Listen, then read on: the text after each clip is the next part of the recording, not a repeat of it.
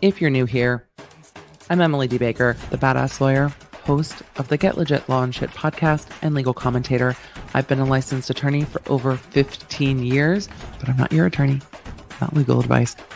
I am a big fan of the cursey words, so headphones are recommended. This is where the law nerds unite to break down the news stories that you want to hear about with facts, not fuckery. Happy Friday, everybody. Welcome to Friday Night Live. Law nerds are in session. Hold on. I've got the gavel. Our Friday evening adult fest.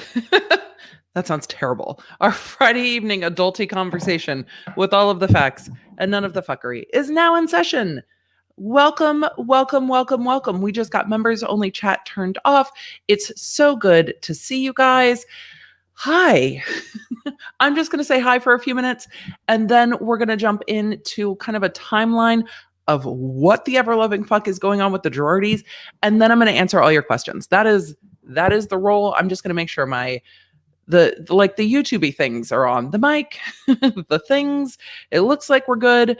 Hopefully we won't have stream issues tonight or stream quality issues tonight. That has happened the last two Friday nights. We've had a lot of Law Nerd friends joining. It shouldn't be a problem. Fingers crossed it's not a problem.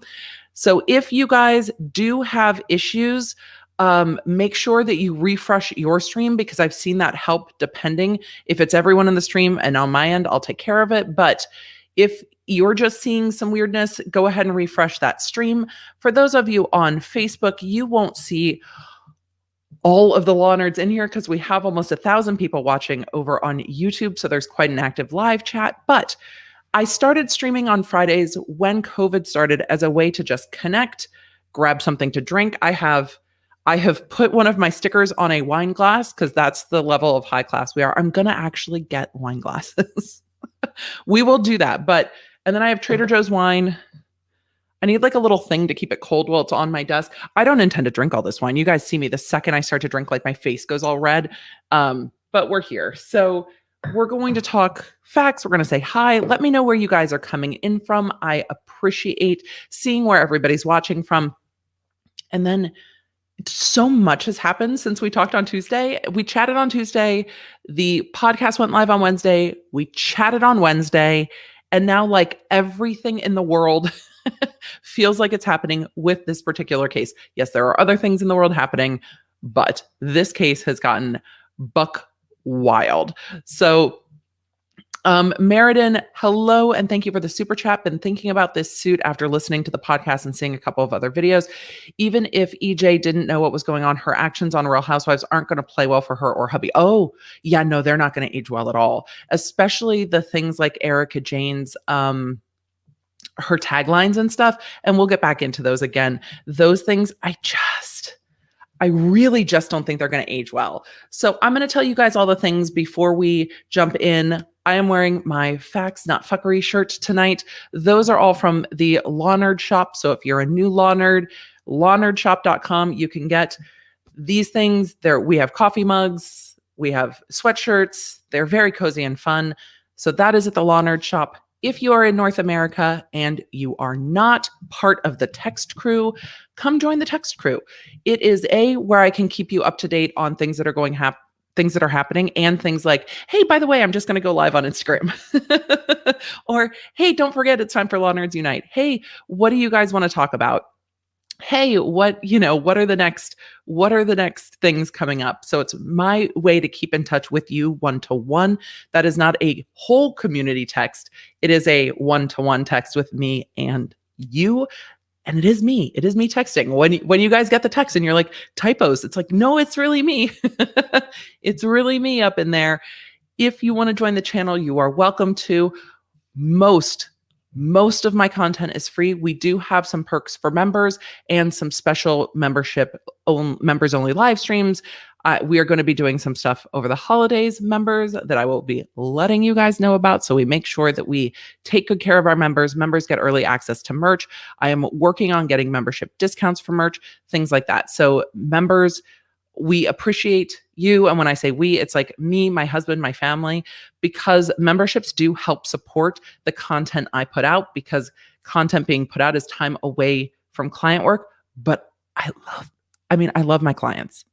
I love my clients, but we are narrowing them down so we can do content with y'all and bringing people on to help do more content. Because the thing I hear from y'all a lot is, can we just do daily stuff?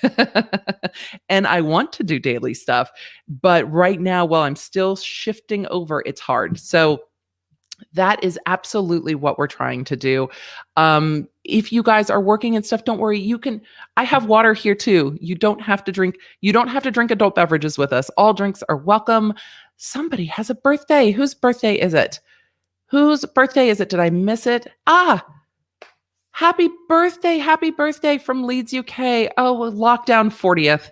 That's not fun. I mean, I've never done big birthday celebrations, but lockdown just feels different because it's like, but even if I wanted to, I can't. And one of my friends had her 50th scuttled over the summer, and then we ended up moving, and I'm like, hopefully we'll get back to California for the take 2 on it. Thank you, Jacqueline Graham, for the TGIF. And again, happy birthday, Miss Isidore of this. I think is me pronouncing that properly. Me trying to read things on screen is always a little bit of a challenge. And you guys, when I say that the chat is jumping now that there's 1,500 of us on here, chat is jumping. Lisa, Emily, I got the t-shirts and I love them by Emily's merch. Lisa, thank you so much. They are really fun. They're good quality. They are unisex. So keep that in mind with your sizing, because you'll notice like the sleeves are these are cut like unisex shirts, but I wanted to have them as size inclusive as possible. So it's perfect. NJ is on Team Baker. She is the CEO, the Chief Emily Officer. And she's like, yeah, we are totally narrowing clients down. I'm hoping in the new year to really be able to keep that to a dull roar. So thank you. Totally narrowing those down. Thank you guys for asking questions. Jay Lee asks, do you think there is any chance that Tom Girardi didn't know all this stuff happening in his firm? I'd like to think so, but it seems unlikely. We're going to get into that. I've pulled a bunch more legal documents today, so we are going to get into that. Mingo Mesh asked, are we going to get bigger sizes for us fluffy girls? Mingo, I feel you. Some of the things do not come. They only go up to 2X, but I will be adding different options. So we have as many sizes as I can source. That is absolutely my goal, to have them as much as I can source for sure. The sweatshirts are unisex up to 2X, and I am working on getting sweatshirts in larger sizes. Some of the shirts go up 3X and more. So yes, always front of mind is making sure that we have size inclusive stuff. So thank you, Mingo, for asking that. STL Girl, you were the best thing that's ever happened to YouTube. Oh, thank you so much. I don't think everyone agrees, but I appreciate that you do, STL Girl. I love this community too. I appreciate the law nerds like I can't even tell you guys that this is the community that I wanted to enjoy. And I appreciate you guys so much. I know chat's going fast. We have slow mode on. There's just a lot of us in here, and we're going to get to it. Lori Smith, thank you for always being so supportive. I appreciate this community too. You're welcome. I love doing this work. I love pulling all the legal documents and breaking stuff down. And it's what we do here. We break it down. We talk about the facts. And tonight we're going to talk about a lot of stuff. And the stuff tonight makes me sad. Like what's going on in the Girardi lawsuits makes me sad. I'm sure there are some people that are like, ha ha, rich people, fuck you. I'm sure there's some of that. I'm so sad for the people that trusted this attorney. I'm just so sad about it. And I really hope that they get their money. I hope in liquidation they will. We're into a bankruptcy. Coming up, Daisy says, use curse words mug on all my Zoom work calls. Boss hasn't noticed. Coworkers love it. I love that. The mugs are so fun, and you get to definitely see what people respond to or pay attention to, right? So I am going to jump into the timeline. So if you guys send questions, I will absolutely get to them, but I'm going to jump into the timeline. The mods are really helpful in putting those in chat for me so I can see them. But as I jump in, I'm going to just go through the timeline and then come back to questions. You guys are welcome to chat. I'm just not going to take questions while I'm going through it. Otherwise, your girl is ADHD, like diagnosed, will not be able to stay on a thought because I will get distracted. Rianne says, I hope to see zipper sweatshirts soon. Yes, I love my sweatshirt. So comfy. Yes. The holidays have some sourcing quirks, but yes, we will have some new merch launching in the new year. And I am excited. Okay, I'm going to get to these last two, and then we're going to jump in. It's just Robbie says, hit us with your opinion on Cracker Jack box lawyer Mark Means and his recent filings. Holy goodness, please make him sit down. I can't even. Oh my gosh. I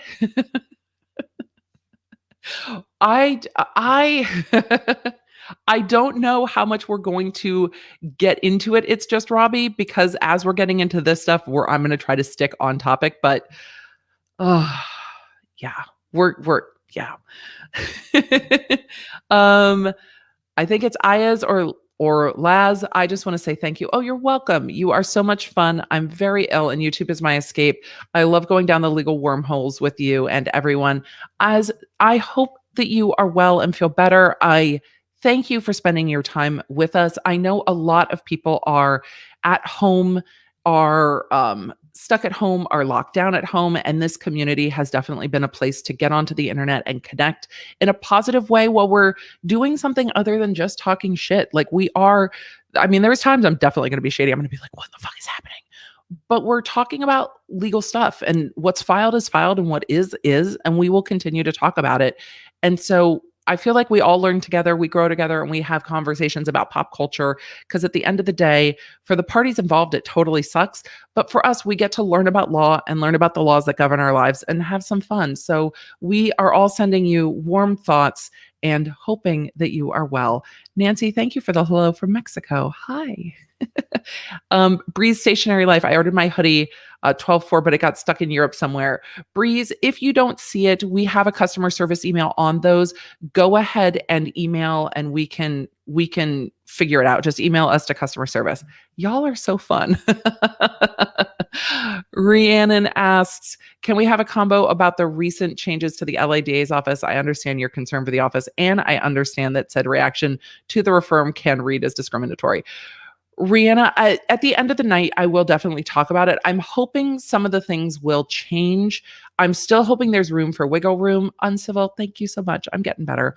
I am not opposed to reform. I am opposed to blanket reforms just for the sake of reform. So there are some things I have concern about. I will talk about my concerns after we cover the legal tea stuff and talk about what those concerns are. I really think that there are some things that need to be better thought out. And that's not just from me, that's from deputies working within the office as well. Deputies who have spoken out about it have been disciplined, and I don't love that either. Like, people are allowed to have a job and still have opinions and say, hey, I'm concerned about this, I'm concerned about that. So there are some things that the administration is doing that I don't agree with. And when people speak up and say, I have concerns about this, that shouldn't be disciplinary action. So I definitely have a lot of thoughts, and it's not that I'm against reform. It's that some blanket reforms are not great. And I think we've seen that if you guys follow along with this on Twitter. You saw the Anti-Defamation League saying, wait a second, why are we getting rid of hate crime allegations? Like, we need hate crime allegations to prosecute hate crimes. Let's not get rid of those. And I think we're seeing some movement on stuff like that. I just think some things were definitely rushed and not well thought out. And you see things like the Anti-Defamation League saying, but if we get rid of all hate crime allegations, we can't prosecute hate crimes. So why are we getting rid of hate crime allegations? Because the policy was all allegations, things like that. We'll get to it. Thank you for the question. Good to see you. Thank you for the sticker. Welcome, Annette. Oh, you guys, I appreciate you so much. Madarin, I hope I pronounced that right. It is Welsh. So marathon, I think, no, I might not have got that right, but thank you for telling me how to pronounce it. Mithrin. I think I got that. Mithrin, and my ProRes prof told us to remember the 4 Fs. Don't F the client, don't F over the client, don't F with the court, and never F with the money. This is a brilliant point. I really love your professor. I love that it's Welsh. I love your professor because that's basically what it is. Don't fuck the client, don't fuck over the client, don't fuck with the court, and never fuck with the money. It's really, really basic.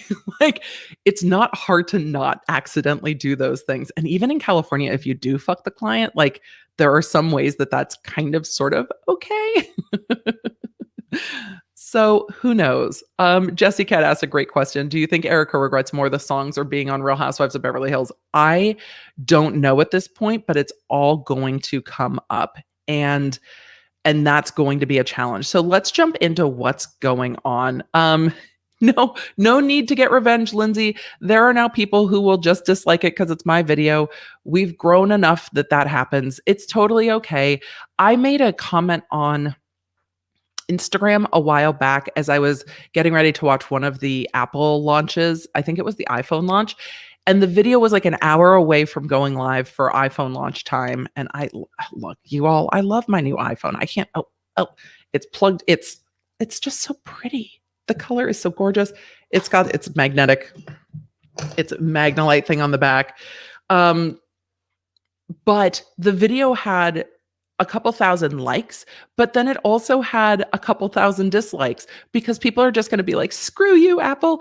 Even though I really do love their, I love their new format for the COVID pre-recorded breakdowns. I love it. So there will always be some dislikes. No need to get revenge. Like, law nerds, we ride together and we have conversations. The fuckery that goes on with everyone else, it's okay to not engage. Sean, I saw Sean Hoskins ask a question. I'm going to get to that at the end because I want to talk to you guys about that too, because that's a conversation we all need to have once we get through like what the fuck is even happening today. So much has happened. So much has happened. And I've pulled so many my Google Drive on this has more folders than anything else. My Google Drive on this case has the bankruptcy cases now, because now there's 2 bankruptcy cases, the divorce case, the Lionaire case, and then all of the other ancillary lawsuits, because there are so many. For those of you who have not listened to all of the things on this, it's totally okay. We're going to do a quick summary. Erika Jayne is a Real Housewife of Beverly Hills. She has a song called It's Expensive to Be Me. We're going to I love doing this. We're going to just pull it up a little bit so I can show you guys the video because it's so much fun. And the court in the federal suit that kind of, in my opinion, the federal suit tipped this all off. When the federal suit tipped this all off, they tagged some of her music videos, but they tagged like a live performance in the clubhouse, the like Bravo clubhouse. They didn't tag the actual music video. And the actual music video is the one with like all of the expensive production and stuff. It's not the other one. So it was really interesting to me that the lawyers picked the live in the clubhouse version. But you guys, I got a new background. Catwoman made it for me, who's Tech Valor in the chat made it for me, which I appreciate so much. So you guys look, I don't know what Erika Jayne knew. And I am not going to speculate on what she knew until we have some more information. Now we know she knows. But until we have more explanation, I'm going to go with, I don't know if she was colluding with him to do this. I'm reserving judgment on whether she knew if she was doing this until I have more information than the court filings. But her company that was doing her music career did get a $20 million loan from her husband's law firm, according to the federal lawsuit. So that is an allegation. We don't know if that loan happened, but in the federal lawsuit, it alleges that her music company got a $20 million loan from the law firm. And it looks like there's almost 30 million outstanding. So if her company needs to pay back that loan, that's going to be one of the things that comes into consideration. Did her company get this loan? Because that's an allegation. If her company got this loan, could her company pay it back? And then if her company can pay it back, where will that money get redistributed? Now that this is in bankruptcy, it's all going to go under that bankruptcy. Oh, wait, that's weird. Is that too big? That's my face too big. We need to do it that way. I need a second screen at some point. Okay. So this is the expensive music video. And if you guys haven't seen it, I mean, here we go. I'm going to let it play a little. And when we get to the chorus, I will pull up the sound, but it is basically, it's expensive to be me. Her kitty's also like a python. That's in here too. She buys it with no try on. Yep. Reckless. I'm reckless, offensive. I destroy your defenses. And look, here's the thing. The how many fucks do I give song, I really enjoy. And I'm not going to be able to enjoy it if her music career is based off of her husband not paying victims of toxic torts and what have you. I'm just not going to be able to enjoy it. I'm not. Okay. Reckless, offensive.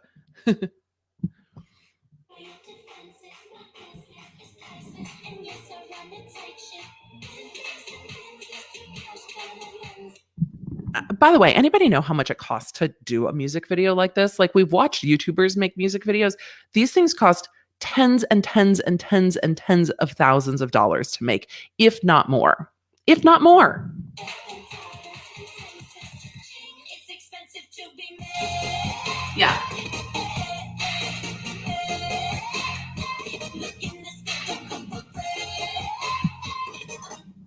That's not going to go well. Looking this good don't come for free. Hold on. We got to get to bitch what?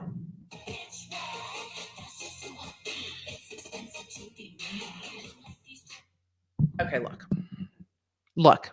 This is not going to go well. And in the LA Times article about this, it actually talks about the fact that she has worked with songwriters who worked with Britney Spears, like set designers, like she worked with the best of the best in the industry to have these bops, which will get stuck in your fucking head. We're just going to have to go to, how many fucks do I give? Because it's my favorite and I might not be able to enjoy it any longer because, again, if we find out that she knew, it's going to be very hard to watch this. It's going to be very hard to watch this. Julie Lee, thank you. Trisha Paytas spends 110,000 video.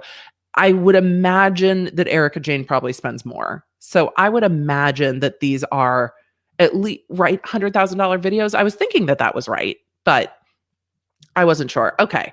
So this is her car, the $500,000 vehicle. These are things that are probably going to get sold in bankruptcy at this point. Well, the dress with the dollar bills, by the way, is not going to go well. It's just not.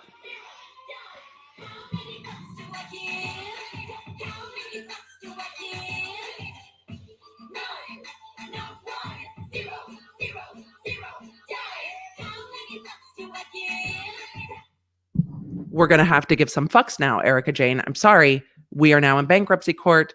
She has a contempt hearing. Fucks are going to have to be given. Okay, let's go into the timeline of what the fuck is even happening because we're getting to the point where we have to give fucks. Fucks must be given because a lot of shit has happened this week and fucks must be given. So on December 14th, what was that? Was that Monday? I need a calendar. Was it Monday? Siri, what day was December 14th? I feel like this week, I did not feel well this week. Yeah, Monday. I feel like it's been 10 weeks this week. And then we've got the holidays and the kids and school and things. Like this week feels like it's been 150 weeks. That's not even a thing. Hyperbole. It's hyperbole. Monday, the court froze assets in the federal case. That means,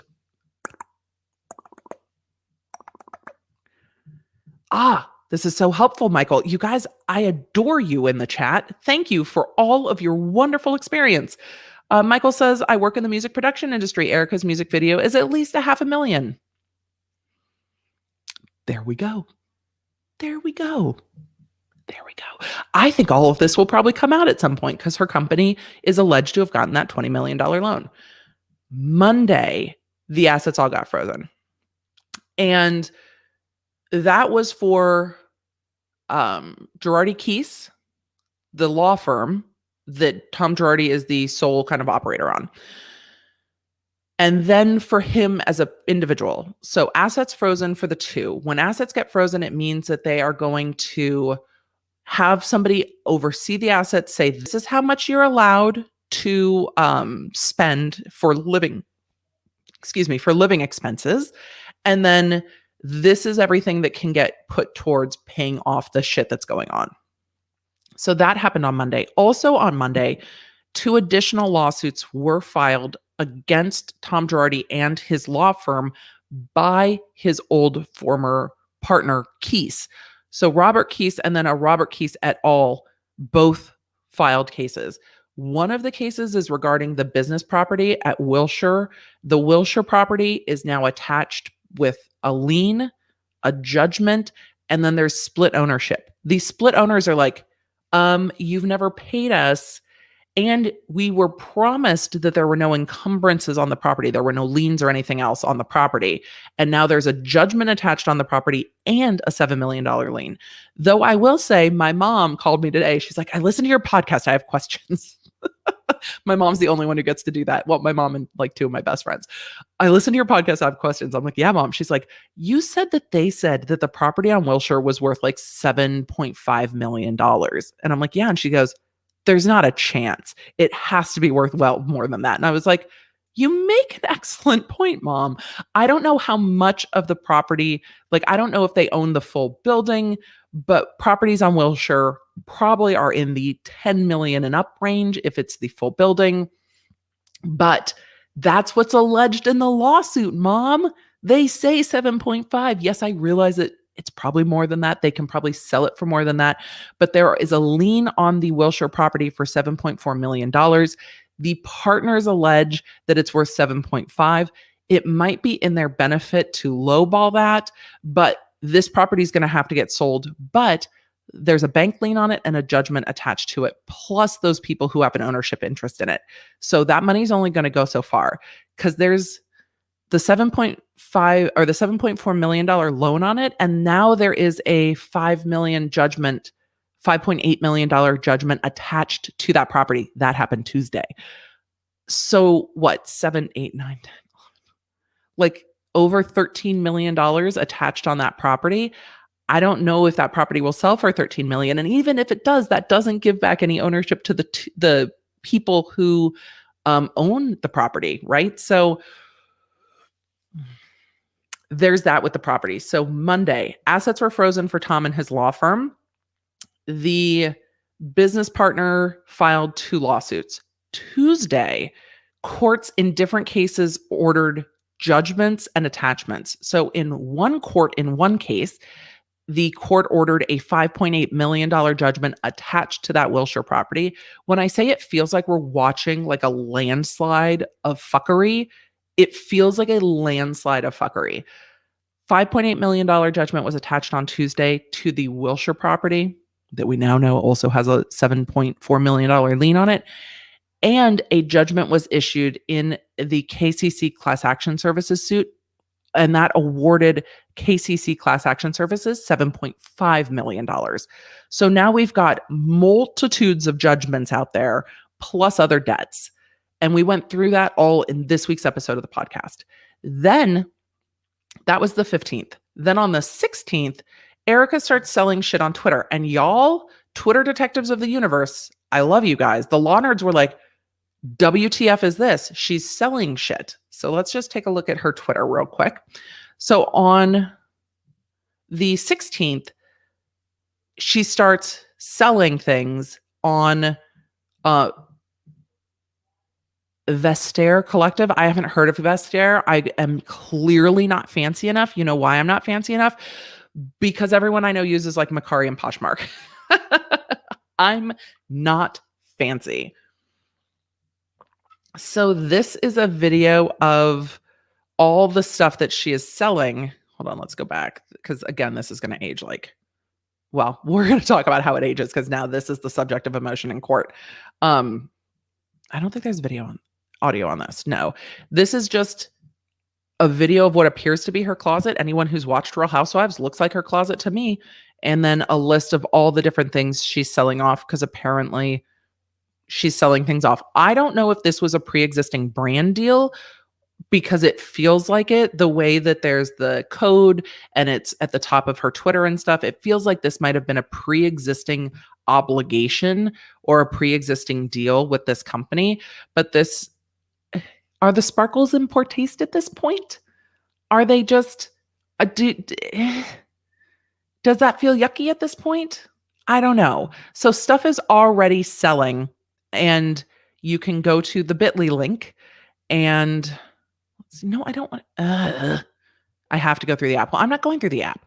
So this is apparently a French company. I'll talk about why we know that in a minute because there are additional lawsuits, but this is what she is doing. Download the app. I should have read to go buy it, but it feels like this might be a brand deal, but it also doesn't disclose that it's a brand deal. 23 million views on Twitter. I don't know what the comments are. Oh, thank you, Kimberly Wills, for tagging me on it. And then a lot of comments about what's going on. So a lot of comments about what's going on. And I get it. So is this a problem for the court? I said, I don't know if this is a pre-existing brand deal or not. This could be a problem. Well, she has a contempt hearing on Tuesday because lawyers think that this is a problem. And I will pull that motion up and get to it, but we're not there yet because we haven't even gotten up to date yet. So that was happening on Wednesday, the 16th. Thursday, there were rumblings starting that other cases that Tom Girardi had settled, he settled without consent of the plaintiffs. Y'all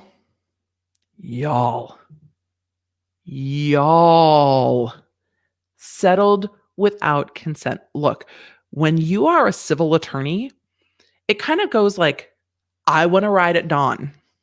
Can I ride at dawn? I would like to ride at dawn. And your client goes, I'm not ready to ride at dawn yet. Send another cease and desist. And as the attorney, you have to go, I'd really like to sue somebody now, please. And your client goes, we'd like to send another cease and desist. And you know what you do as the attorney? You send another cease and desist because at the end of the day, it's your client's choice. If there is a settlement offer, you know what you do? You say, thank you for that settlement offer. I will talk to my client. And then you talk to your client. You have a meeting with your client. No, meeting with your client has a totally different connotation if you guys are fans of Shonda Rhimes. But it is a client meeting. You have a meeting with your client and you say, hey, this is what's being offered. Is this what you want to take? And if you want to take it, then it means this. And if you don't want to take it, then it means this. The clients are the one who make that decision. Sometimes you will go into a mediation and your client will say, anything in this range, I'm fine with. You have the authority to settle the case in this range. Sometimes that happens, but rumblings started that there were other cases that were settled without client consent. So I think I feel like that is a thread that's just beginning to be tugged on. And that comes from an attorney I do not know who's been covering this. Like, he's been writing hard about this on Twitter. And I'm not sure if it's because he is trying to gain like the clients who are getting screwed into his firm or not. But there's an attorney writing pretty hard on this on Twitter who's a practicing attorney. I do consulting. I don't want any of these clients to call me. Don't call me. Call an attorney in California and say, I was also a client of Tom Girardi. I also have questions. And then go from there. But these rumblings started, and the filing is here. So let's pull this up real quick. And this again is coming from Ronald Richards, who is covering this case, who wants to cover this case. Ronald Richards has said, our SoCal office has been getting calls from victims indicating Girardi settled cases without their consent. And then this was filed in the Illinois case on December 16th, saying plaintiffs opposed motion to order their former counsel to produce client files and evidence on express authority to settle. So they are saying that they are opposing the express authority to settle. And let's see. By their undersigned counsel, move or entry of order plaintiffs opposed motion. Oh, no, they're not the plaintiffs. Sorry. See, this is what happens when I read things live. They are supporting the motion to require Girardi to show that they had express consent to enter into these judgments. And so they are saying they're moving for an order compelling Tom Girardi and Girardi Keese to provide the written communication showing that they provided Girardi Keese or its co-counsel with express authority to settle. In support of this motion, they state, respondents to the motion representing the surviving family members of this crash before enter their substitute appearances. Girardi Keese through David Lira purported to settle these particular cases after mediation session with Judge O'Connell. On information and belief, the Edelson firm did not attend that mediation session. On information and belief, Mr. Lira represented to Boeing that he had express authority from the clients to settle the two cases. Through new counsel, they have provided sworn declarations that respondents never provided Girardi Keese or its representatives with authority to settle their cases, and in fact terminated Girardi Keese because they believed the settlement amounts were not sufficient. Oof. Like, we are just starting to pull. Again, these are allegations, but these are with sworn declarations. So now the law firm of Girardi Keese is being ordered to produce proof that they had authority to settle this. Otherwise, these settlements can be undone because they represented, again, hey, we settled with Boeing, let's dismiss the case. So new counsel received an email from counsel for Mr. Lira, which states in part, it was Mr. Lira's understanding from his investigator translator that both families agreed to the February 2020 settlements. For the families, they stated she agreed with what was going on to get amount of money in a February 23rd WhatsApp sent to the translator. 2 days later, they denied that they ever hired Girardi Keese. So this is going to be another part of this. And again, a lot of these victims are in Indonesia, and there are language barriers here. So there are going to be written communications to prove this, because if they're communicating through a translator, there will be communications. But this is now being ordered to come into court. So now there are orders saying, we want you to prove that you had authority to settle these cases. Because remember, Boeing gave the money to Girardi Keese to give to the surviving family members here. So what is going on with that? So now we are at, what are we at? Are we at Thursday yet? We're at Thursday. Today's Friday, right? Today, there was another court hearing and an involuntary bankruptcy. So the court hearing in the federal case, that's the Lion Air case, happened today. They were going to appoint a receiver. A receiver is almost like a bankruptcy trustee that's going to come in and oversee what's going on with the assets being frozen and say, okay, this is the money that can go to the clients that are owed money and what have you. Because there is that one federal Illinois case, and then there are 10 cases from 2020 in Los Angeles. Some settled, some not settled, but it looks like only one of them has been partially paid. So today, instead of that, some of the creditors involved with Tom Girardi and Girardi Keys have filed for an involuntary bankruptcy. That means the creditors are like,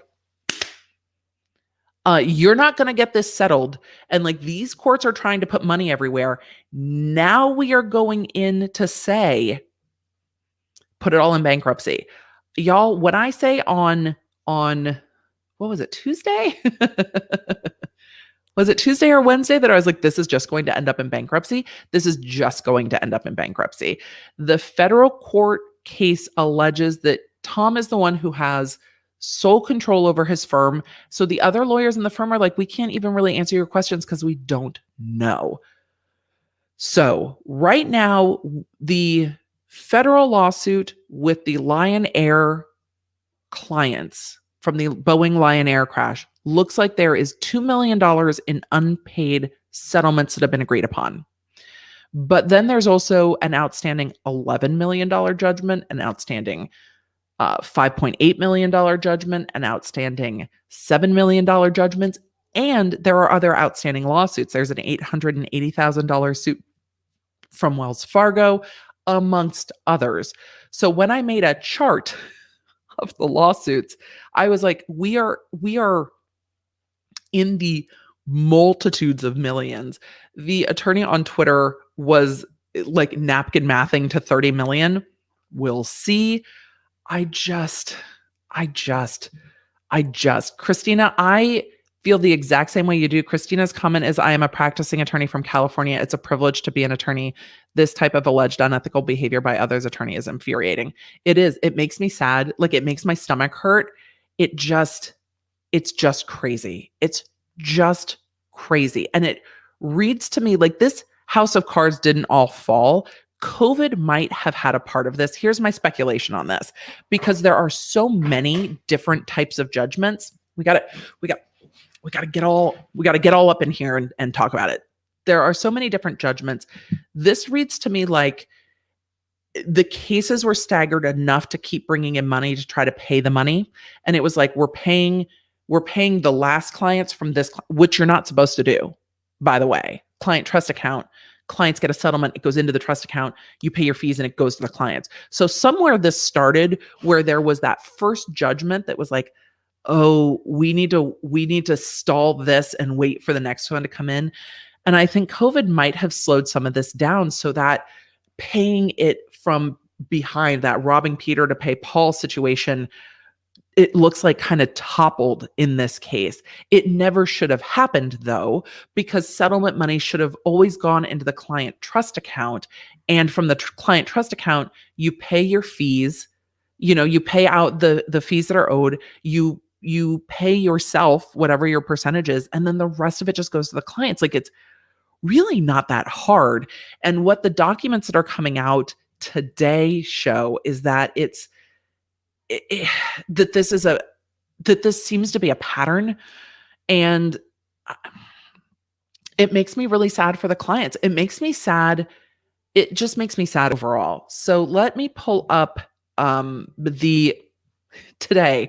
So today there was another court filing. Well, there were multiple. There was the bankruptcy case, and now there's a contempt of court case with regard to Erika. So she is being pulled into court for contempt on Tuesday.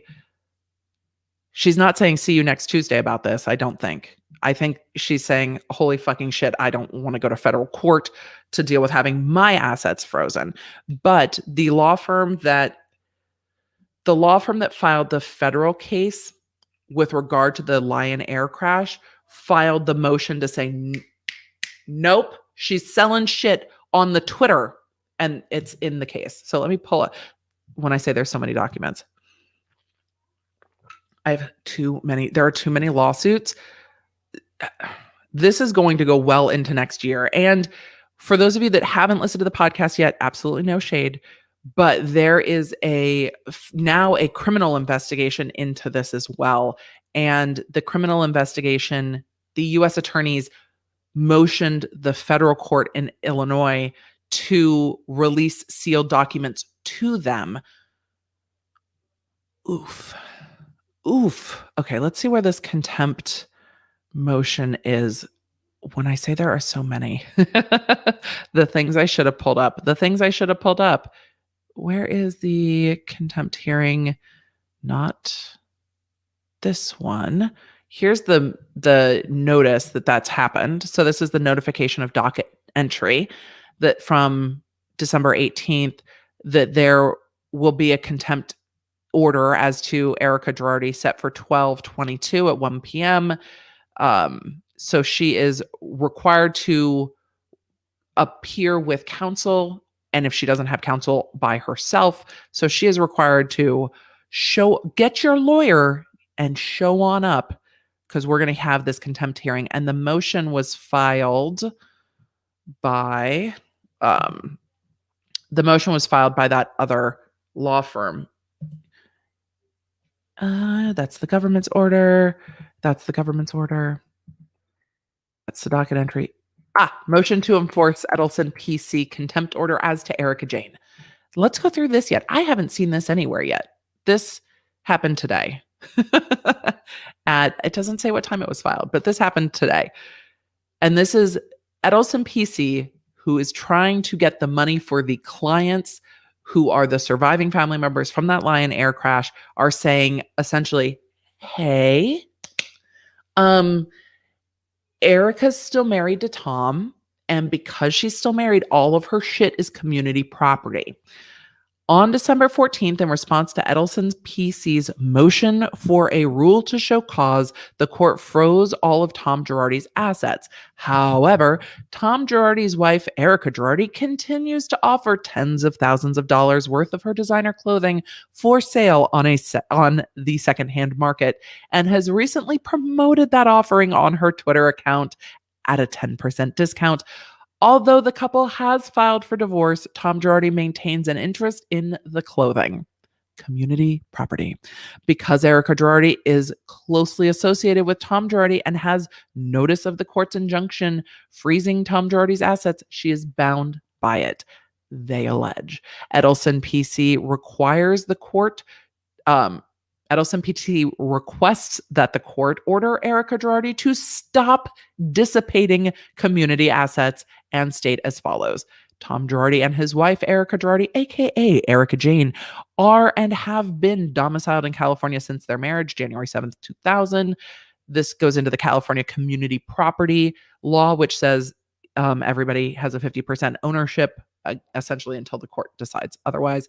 Several hours after the court entered the freeze order, Edelson PC provided notice and a copy of that order to Erika Girardi via email to her divorce attorney at the email address provided in the divorce petition. On December 16th at 2:27 p.m. Central Standard Time, Erika posted the following tweet: brand new items.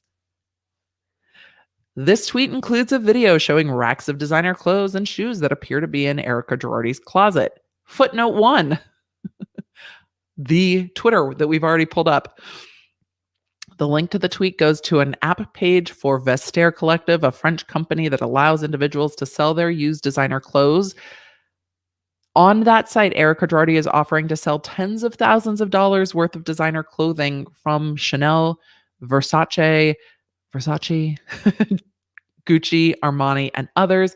Upon information and belief, some and likely all of the property offered for sale is community property in which Tom Girardi has an interest. Y'all, for it to be community property, it has to be purchased during the marriage.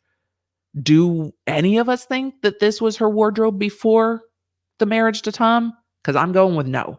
That's honest opinion. My opinion is that this was probably all purchased during the marriage. But they say, for example, one of the items is offered for sale. It's a $1,000 dress from an Australian label. Ellery was founded during the Girardi's marriage, and the dress therefore could not have been acquired prior to marriage. Do we think she was rolling Chanel prior to the marriage? Because I believe that they met while she was waiting tables, and I think she talks about it in her book, but I haven't read it. And I know she talks about it on the show, that she was literally waiting tables when they met. So I feel like the things in the closet came from the marriage. I also feel like she's not really rocking clothes that are 20 years old. That's just the vibe I get. Further, while Edison is unaware of the exact relationship between Vestaire Collective and Erika Girardi may be attempting to move Tom Girardi's assets outside the United States by selling them through a French company. So now they are alleging that perhaps she is selling through this company, and that maybe this company then holds the money in France, does not pay the money back to her. So that's being alleged. Although Erika Girardi is not herself a party to the asset freeze order, she is bound by it. And then they talk about why she's bound by it through this community property theory. Here, Erika Girardi has notice of the injunction because a copy was sent. They go into the notice not to sell your shit. This is the notice to not sell your shit. In addition, Edelson PC suspects that Tom Girardi and Erika Girardi have acted and continue to act to divert money from Girardi Keese for their personal use. Money coming out of the law firm into them personally. One of Tom Girardi's creditors attested to $20 million in loans advanced to Erika Girardi's company by Girardi Keese. That's in here again. That declaration is attached. We will dive into that whole declaration another day. But they go in to say, simply put, the court froze all of Tom Girardi's assets, and that means all community property is frozen too. Erika Jayne must stop selling her clothes. Your Honor, motion to not sell your shit. Grant it. And I think the court will. Though it might be moot under the bankruptcy court, that freeze might go in, but I think they are really trying to protect any assets.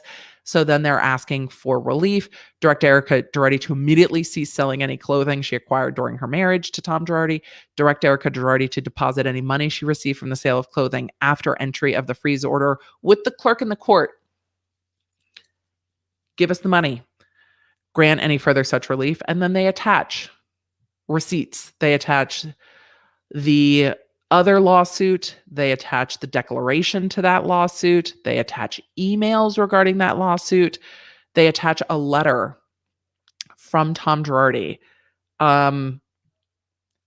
This goes to the Law Finance Group. Law Finance Group is one of the lenders that just got an attachment order. I need to pull up my chart to make sure I'm not confusing Law Finance Group and KCC Class Action Services. Law Finance Group is also in litigation with him. Again, I have a chart. That's how many different cases there are right now. Your girl needed an actual chart. And when I say a chart, I showed you guys this on Wednesday, a chart by date and by whether they've settled or not.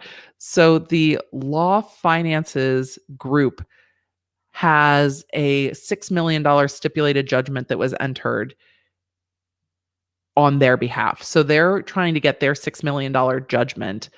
And there was a email attached. I'm going to get back to this email. Here's the email.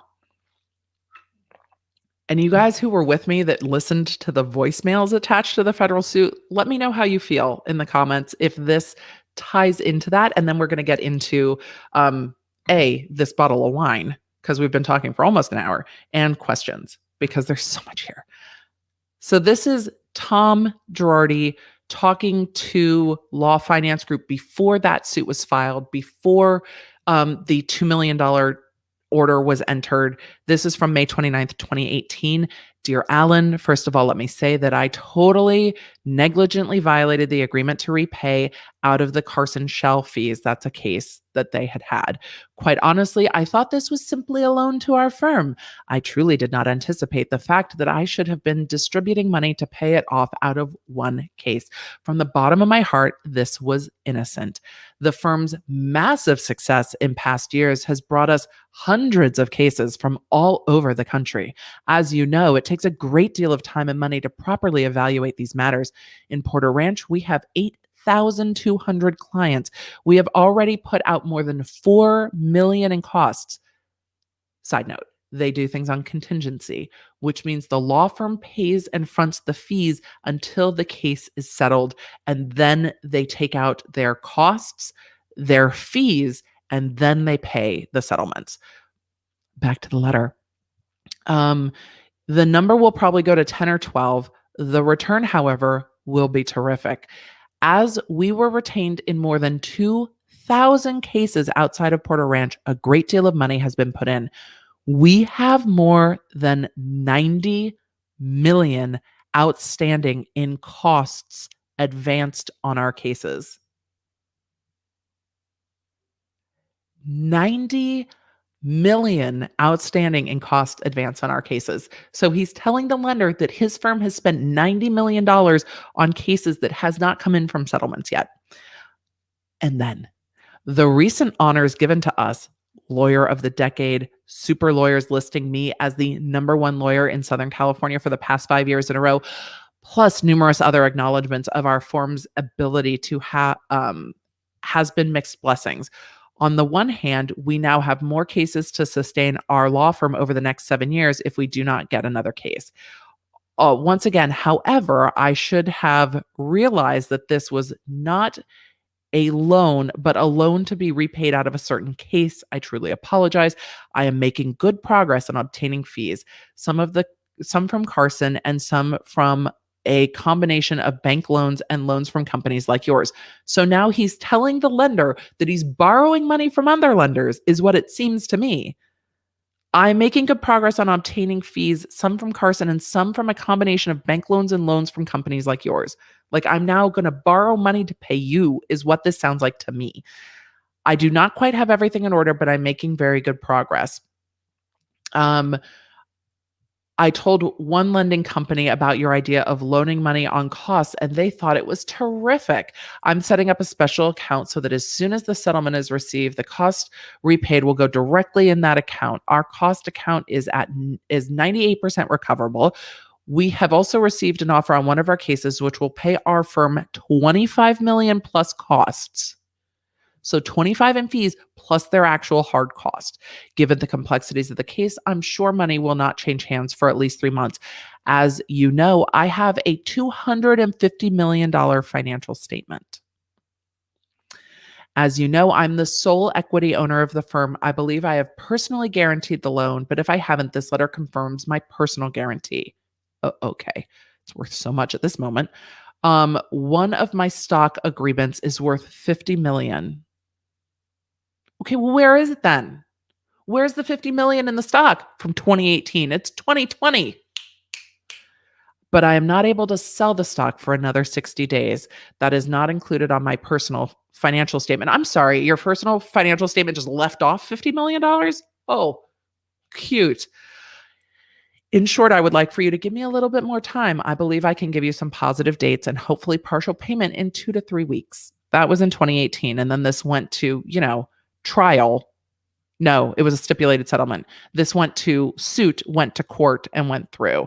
And there are all these emails of the lender saying, you haven't paid us. And then this is the complaint, the settlement agreement in it, showing that there was an agreement, and on and on and on. The judgment that was entered, other judgments that were entered. These are the receipts to the motion to freeze her stuff. This is the judgment that was entered January 17th, 2019, the stipulated settlement for, here we go, $6 million. So even after that email of, oh, so sorry, it'll be 2 to 3 weeks, it still took another year for them to agree to $6 million. And here we are at the end of 2020, and that still looks like it has not been paid. And that's why this is coming up in the motion to freeze assets. There are other judgments attached. This is that $11 million judgment. Nope, this is a different one. This is a $6.5 million judgment. So it's showing all of the different judgments out there and why things need to be frozen. Those are all of the receipts. The amount of receipts. And then, okay, the last thing, and then I'm pouring wine. And answering questions, is the bankruptcy. So the creditors are forcing them into bankruptcy in Chapter 7, which is a liquidation bankruptcy. And it is against Girardi Keese and against Tom Girardi himself. So this is against Girardi Keese firm, involuntary petition. An involuntary petition for bankruptcy means all of the other creditors are like, we doing this. We doing this. Get into court with all your shit. We're going to sell it off and we're going to settle it amongst ourselves because we don't trust that you're going to pay us. It takes at least 3 creditors to push them in to that. And there are more than that. This gets into the different types of creditors that are out there. This is not probably all of them. This is the breach of contract case from the old business partner, Robert Keese. This is the personal Robert Keese one. This is contact information on that. But let's see, there's another one. And then the creditors of who owns what and where. And just saying, hey, we're the representatives of all these different petitioners. We're the lawyers for all these different petitioners. We are asking to pull this into bankruptcy. And then the same thing for Tom Girardi individually. No, this is the Girardi Keese one. Did I put it in the wrong one? Maybe. I might have put them both in the wrong files. But it's the same thing for both. That there's one for him personally and one for him individually. So, did I put them both in the wrong one? Yep. That's what happens when I do things fast. So, there's a bankruptcy filing for Tom Girardi as an individual and for Girardi Keese. And I think there's going to be a don't sell your shit order for Erika Jayne, but all of this is going to be pulled into bankruptcy court and heard next week.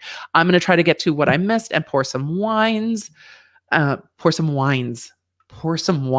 she says. It's been a long week. You guys, I watched The Mandalorian this week. No spoilers in the chat. No Mando spoilers. It's too early to spoil Mando, but you guys, I love what they've done with this franchise. I love it so much. All right, let's just.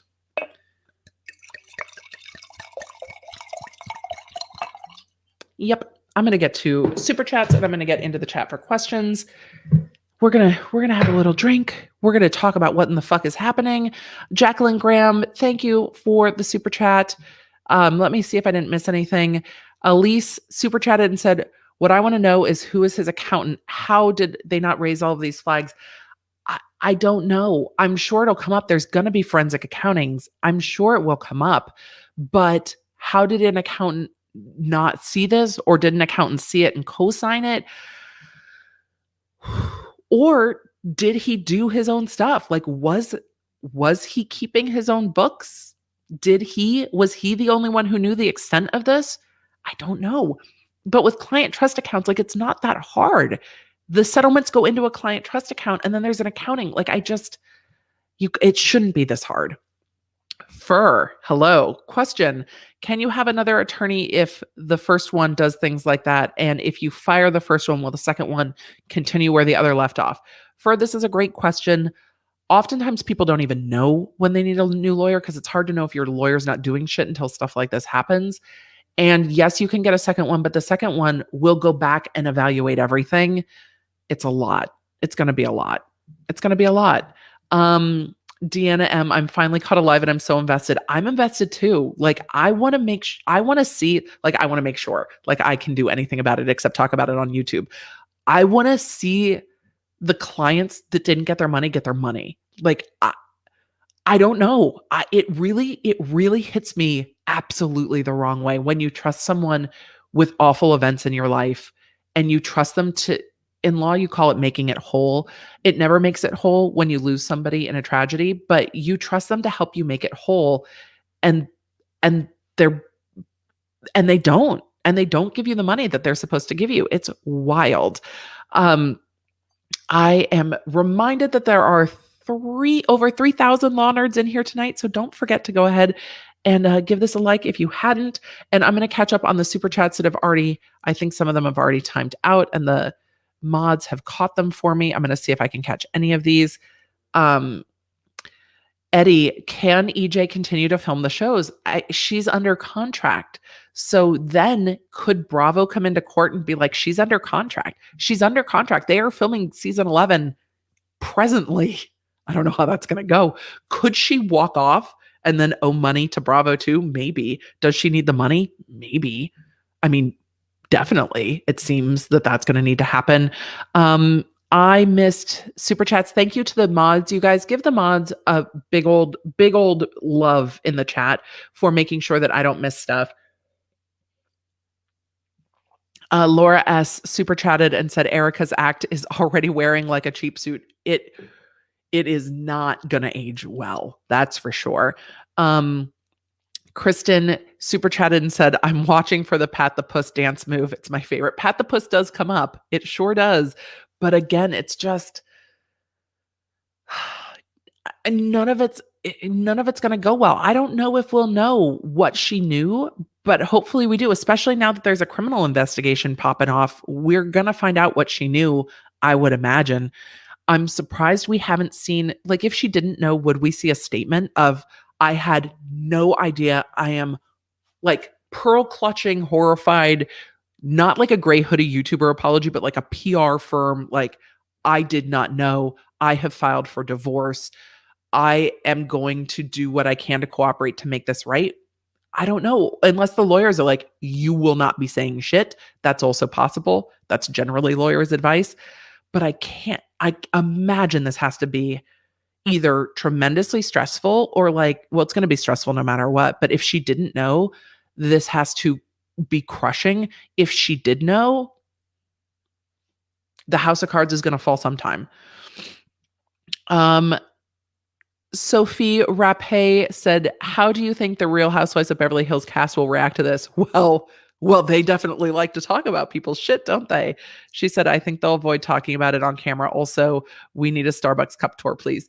I will do a Starbucks cup tour. I have a mug highlight on my Instagram. That's definitely an Instagrammable thing to do. I think the cast might shy away from it just because it's so much. But I don't know. They've brought up other people's legal like somebody always sneaks in and brings up the legal troubles, right? And then Lisa Rinna will be like, we don't talk about the husbands. I watch too much Housewives. Will Smith said, I wish the last time I listened to Expensive, I knew it'd be the last time. I was listening with respect for EJ. Still a bop. It is still a bop. It is still a bop. But I mean, maybe it's our part. Like if we listen to the music and they take her assets into bankruptcy and the money from the music goes back to the clients, maybe it's us doing our part to pay it back. It's like, I'm not really trying to support this behavior, but like if I listen to it and that money gets taken into bankruptcy and distributed back, am I trying to help the people who need their money back get their money back? I mean, maybe. It's one way to think about it. Ocean Song, thank you for the super sticker. Elise, what I want to know is who is his accountant? I don't know. I don't know. It's crazy. It's so crazy. And it really just makes me very, very sad. I'm going to try to catch up and then go back and scroll through the chat. Thank you guys for the super chats and the questions. Pam said this CPA volunteers to be on the forensic accounting team. I'm known on my team to get a single bit of data and dig up a lot. So this would be fun. Pam, right? Like it triggers my own curiosity of like, I want to see all the back lawsuits. I got a wonderful, wonderful email from one of you amazing law nerds, and the name is escaping me at the moment, talking about the ownership of the plane and that the ownership's in part ownership and it moved companies. There's a lot to unpack here, and there's like companies on companies. I also see the question, is the wine chilled? Yes, the wine is chilled. I like my white wine cold. You know, I'm not just cold. Those are diamonds. Oh, damn it. That's a Erika Girardi line. Bravo Legal will not allow this to be addressed in Real Housewives of Beverly Hills. Confirmed. Well, Michael Malone, you know all the things. I'm so glad you're here in the chat with us. I mean, I imagine that Bravo does not want to be known as like, come on our show, end up in federal prison, just like the Giudices and maybe Erika Jayne. I imagine that Bravo's like, we want you to come on this show and be messy and drink and show your life, but also it needs to be your life. I just, whew. But I'm sure legal doesn't want to tangle with this because it's so messy. Adrian, a woman who left her child to chase daydreams and hop on an old man's you know what. Are any of us really surprised at this? Look, with the billion-dollar settlements that this attorney has had, there's no reason for any of this. I mean, there really isn't reason for any of this. If you're taking 30% up to 40% of these settlements, and that's after costs. So if you put in $1 million investigating a case, and then you get a $10 million settlement. I'm trying to keep the numbers round. You get that $1 million comes off the top, costs go back. Then you get 30%. Then it gets paid out in settlements. So there's really no reason for any of this. Clouds of Sand, you should do a series on Real Housewives cases. Curious about the recording contract between Katie Burris and Kim Zolciak. Candy Burris and Kim Zolciak. Yes, and Dorit and her family have had stuff.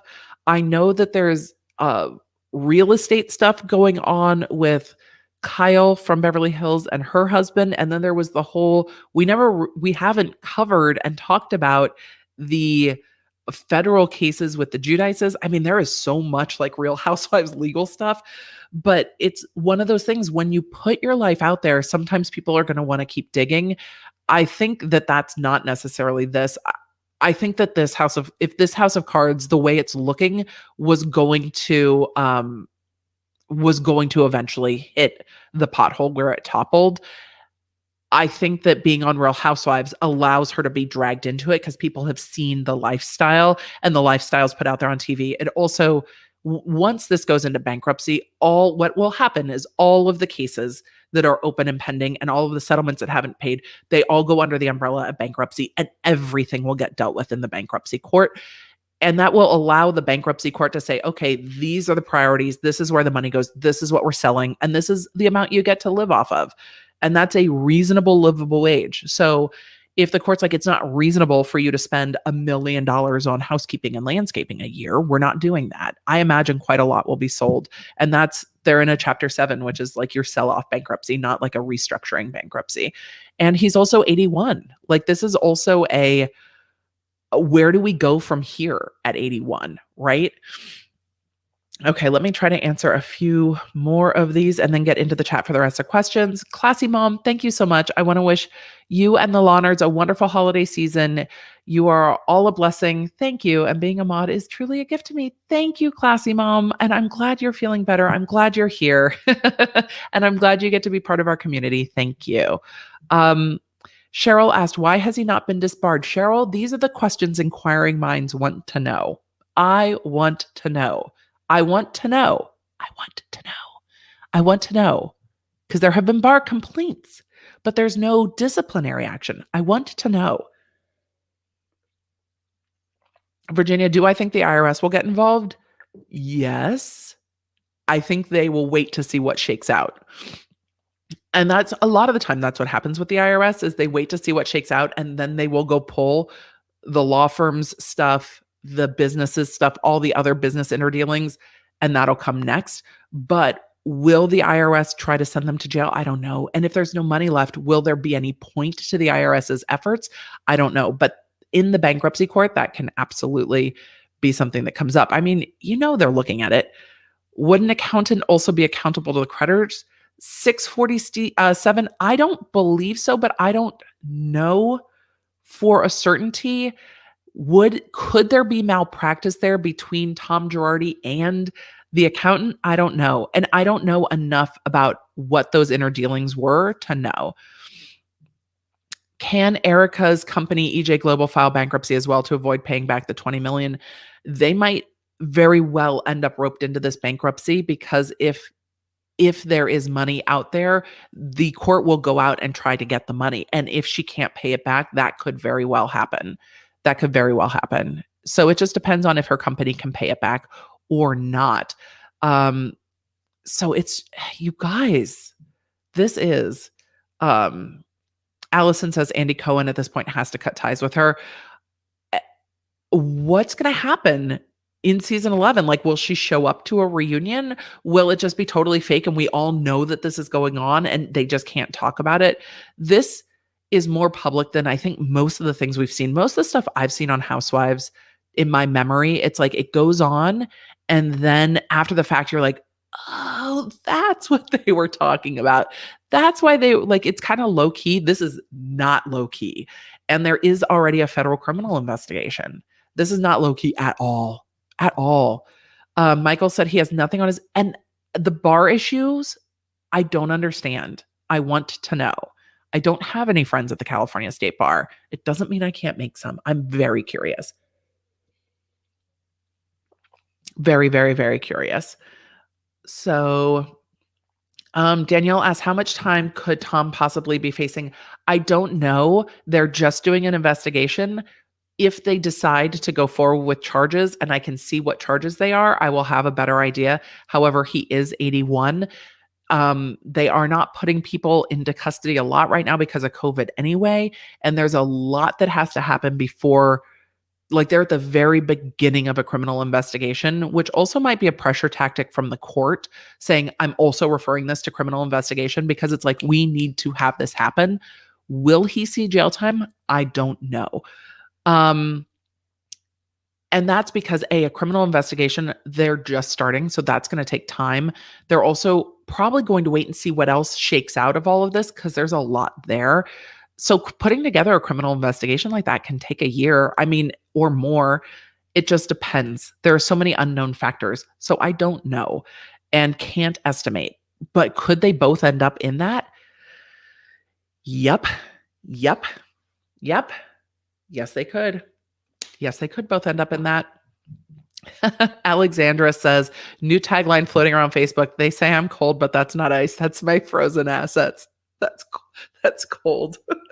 It's kind of savage. But it's also got to be stressful. I mean, having your assets, having a bankruptcy court set your budget has got to feel overwhelming and overwhelming. This has to be overwhelming. I can't imagine that it's not, but it's not just overwhelming for them. I mean, and I'm saying that given she didn't know. If she knew, it's probably still overwhelming, but I care way less. It's also got to be really overwhelming for all of the clients out there sitting there going, what, did we get enough of our money? Like, what about pending clients? Like, if you have a case right now with Girardi case and you're watching this goes down, how do you feel? Like, it's crazy. It's crazy. Motion for day planner stickers. Trish, I will have NJ put it on the list of things we will explore. I think we could figure out some facts, not fuckery stickers for a planner. Like, get shit done. Facts, not fuckery. Kristen is talking to Adrian, but this caught my eye, so I wanted to bring it up. Her book explains a lot about that. I don't side-eye her as much as I normally would for that kind of thing after reading her story. I might have to read it now because now I'm curious. Amanda says, I mean, we can speculate her being a gold digger, but that's not even important there. Their whole life is going to tip. It is. And this is like reputationally too. I'm still coming from a place of if she didn't know, can you imagine being caught off guard like this? And the reason I say if she didn't know, I have worked in some cases where I've done divorce, like pre-divorce consulting, and I've watched spouses find out all kinds of things, not just from like a second family, a second spouse, but from hidden assets, a job that was different than a job. So I've seen people just not know things, and whether that's a willful ignorance or if that's just hey, the money spends, it's all good. I don't know. And once again, if stuff comes out that changes my mind, I will let you all know. But I don't right now. I know he knew, and I know that he's the one in charge of this firm. And this is not something that just happened in the last 6 months. This seems to be ongoing given the amount of creditors that are coming forward from back in 2018. This seems to be this like never being able to catch up to the money. So where the fuck did the money go? That's what I want to know. And then I would, if we find out what she knew, that I would like to know. Melanie asks, how much accountability will Erika have in all of this? I don't believe she didn't know. She's not stupid. I mean, yes, but how much accountability will she have? The money for sure, because right now it's all marital assets. And if her business did get that loan that's alleged, then that will come into play. $20 million when it looks like maybe a $30 million debt. $20 million goes a long way to pay back the people that need to be paid back. If she was helping divert assets, if the money's gone, because there was a statement made in court or in a article that was in the LA Times article saying, I used to have like 50 to 80 million in cash. Where's it all gone? I put that up on Twitter. And if you guys don't follow me on Twitter, that is okay. I try to put the same stuff on Instagram, but it's the Emily D. Baker everywhere if you're curious. But I posted that article up there and it was like, it was like 50 to 80 million and it's just gone. Like if that money's being offshored, it's going to be very, very interesting to see. It's going to be very interesting to see all of this unwind. This is now like the threads are being pulled. All of it's going to come out, I think. I answered that.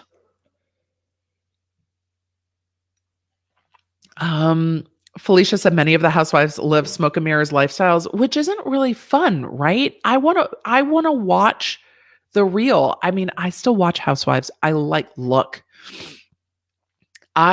shitty TV.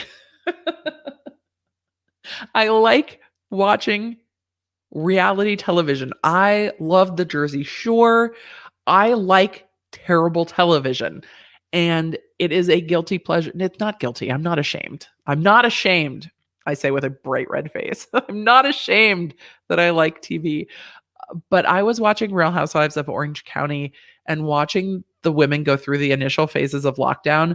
I went through the initial phases of California lockdown in a 900 square foot house with like 100 megabit internet up, down, 2 kids on Zoom calls, a business that we were closing and trying to do my own business from the garage. And I'm watching these women in their massive mansions just overwhelmed with the stress. And part of me was like, I totally relate. And part of me was like, ugh. But Emily crying because she had COVID, her husband had COVID, and she was still trying to parent her kids. That was like the most relatable moment I've seen on a housewife show, with her just being like, I don't even know what to do right now. I'm like, I felt that. I felt that in March. I felt that in April. I felt that in May. And then we decided to move and sell our house and things. And now we're hitting like the second wave of like, I'm exhausted. Like we're living in pajamas for the next 2 weeks around here while we're on winter break. And we're just going to enjoy Star Wars and we're going to watch the Marvel Cinematic Universe. And we're just going to chill. I mean, I'll still be here with y'all. But let me get to some more questions for sure. Makes you wonder what exactly started off this shell game. I agree with you. How long could he have done this? How many clients did he persuade to take settlements so he could rob Peter to pay Paul? I don't know. I don't know how far this will go back, but when I looked at the cases, I saw cases back to 2017. I'm sure there's more because there was an article in the Daily Breeze alleging 22 previous lawsuits. Let me just pull up that article and tell you what it said, because it's an excellent question. And I have that article in my list of things. Where is my Daily Breeze article? It is down here somewhere. Here it is. Let me pull up this article real quick and I'll put a link. Let me just put a link down and then I'll link it in the description as well. And if I don't go link it in the description right now, I'm going to forget. So I'm going to go to it right this second. All right. I will forget. So this is a local newspaper to the South Bay in Los Angeles, which is coincidentally also where I am from. This was from 2017. Famed attorney Tom Girardi accused of hoarding settlement funds for Carson's Carousel residence. So this is another toxic tort case. Toxic torts are cases where there has been a toxic injury, an environmental injury, like the Aaron Brockovich case, where somebody has been hurt due to an unsafe condition, either at work or in housing, or that a business or company caused. And that was a case that was going on for Carson residents living for years atop an old oil waste dump. They're suing the famed personal injury attorney who negotiated their $120 million legal settlement, claiming his firm is hoarding millions it should have disbursed. And this article indicates that for over a year, residents had not been paid, because this was a 2017 article. So since the July settlement, they had not been paid. They had not been given an accounting. That there were cases going back to 2008, and they were demanding interests. But in this, it talks about past client disputes and says that he had been breached or sued for malpractice, fraud, or breach of contract 22 times since 1995, according to court records. Because many of the disputes were settled, many case details are not available to the public. So that means they settled before they went through the full court process. At least 7 of those suits came from former clients who alleged their cash settlements were withheld or misappropriated. So at least 7 lawsuits since 1995 allege similar behavior. That's there should be zero. There should be 0 lawsuits. Like, there's a settlement and then you pay people. It's like that. So I don't know. I don't know what tipped it. And these are alleging back to prior to him being married to Erika. They got married in 2000. According to one of the articles I was reading about this, he does have 2 ex-wives. One of his ex-wives is not getting her spousal support and was mad about that currently. It's like, oh no, I'm still owed. What are you doing? But this goes back, to at least 1995. So 5 years before he and Erika even got married. You guys, Cece asked, is this behavior typical in Beverly Hills? I don't know.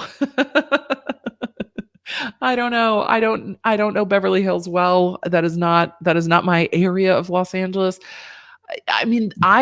Is this stuff typical in lawyers? No.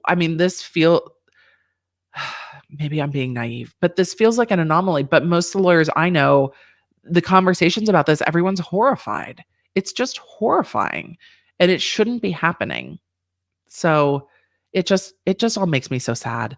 Leah says, when you have client escrow accounts, aren't they audited annually, both internally and externally? How did so many people not report him or take action?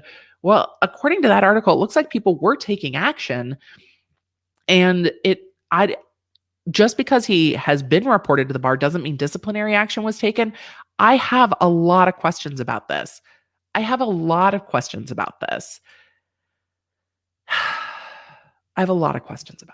really do.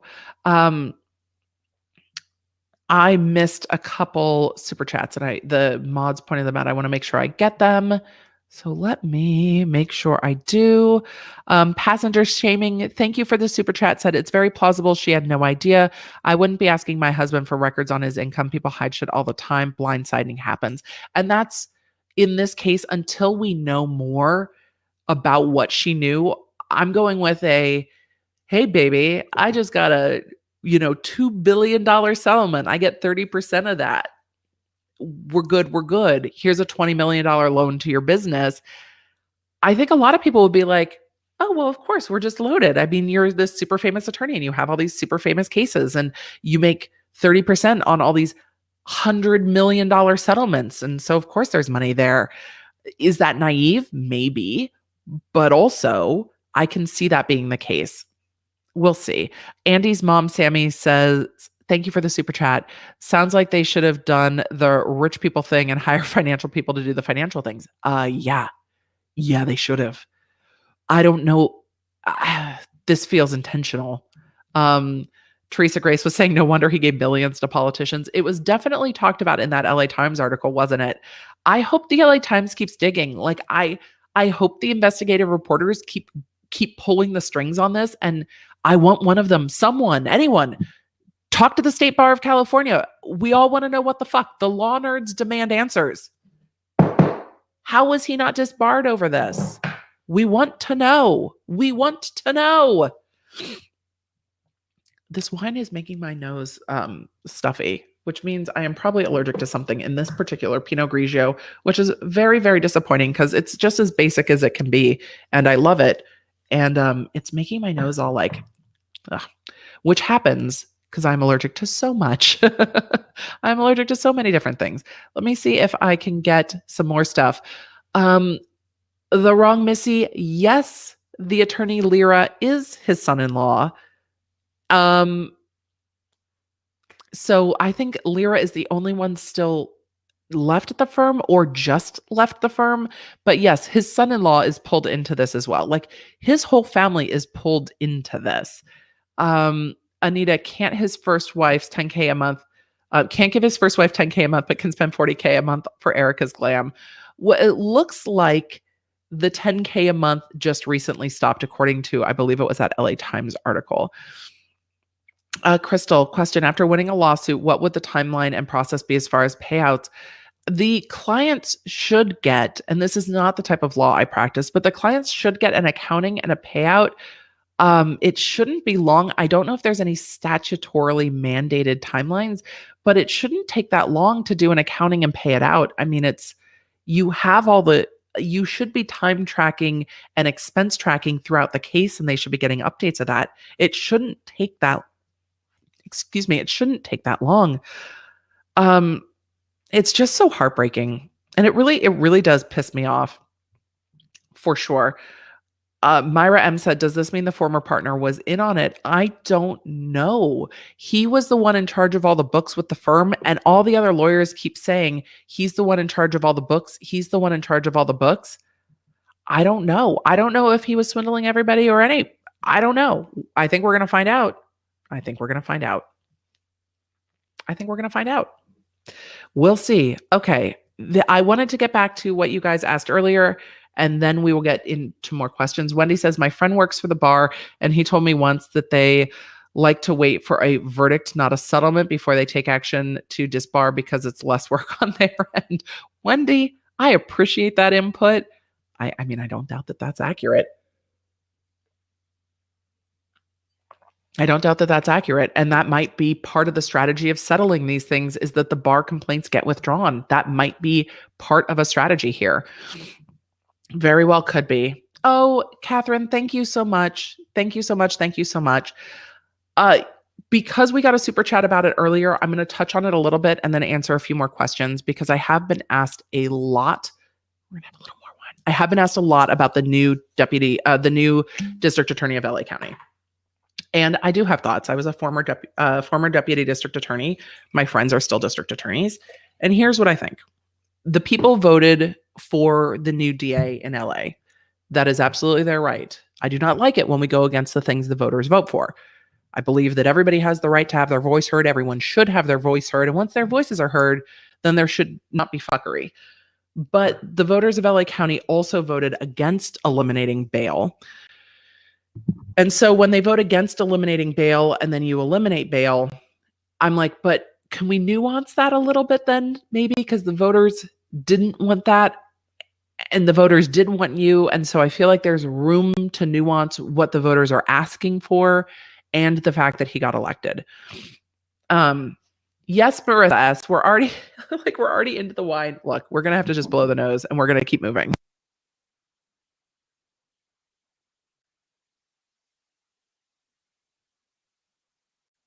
Which is super fun to do on camera, by the way.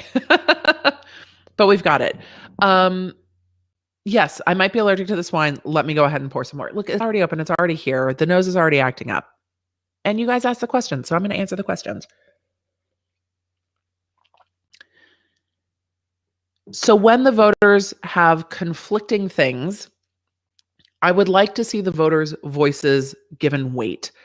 I also think that when you say things like, for him, I'm going to eliminate all sentencing enhancements.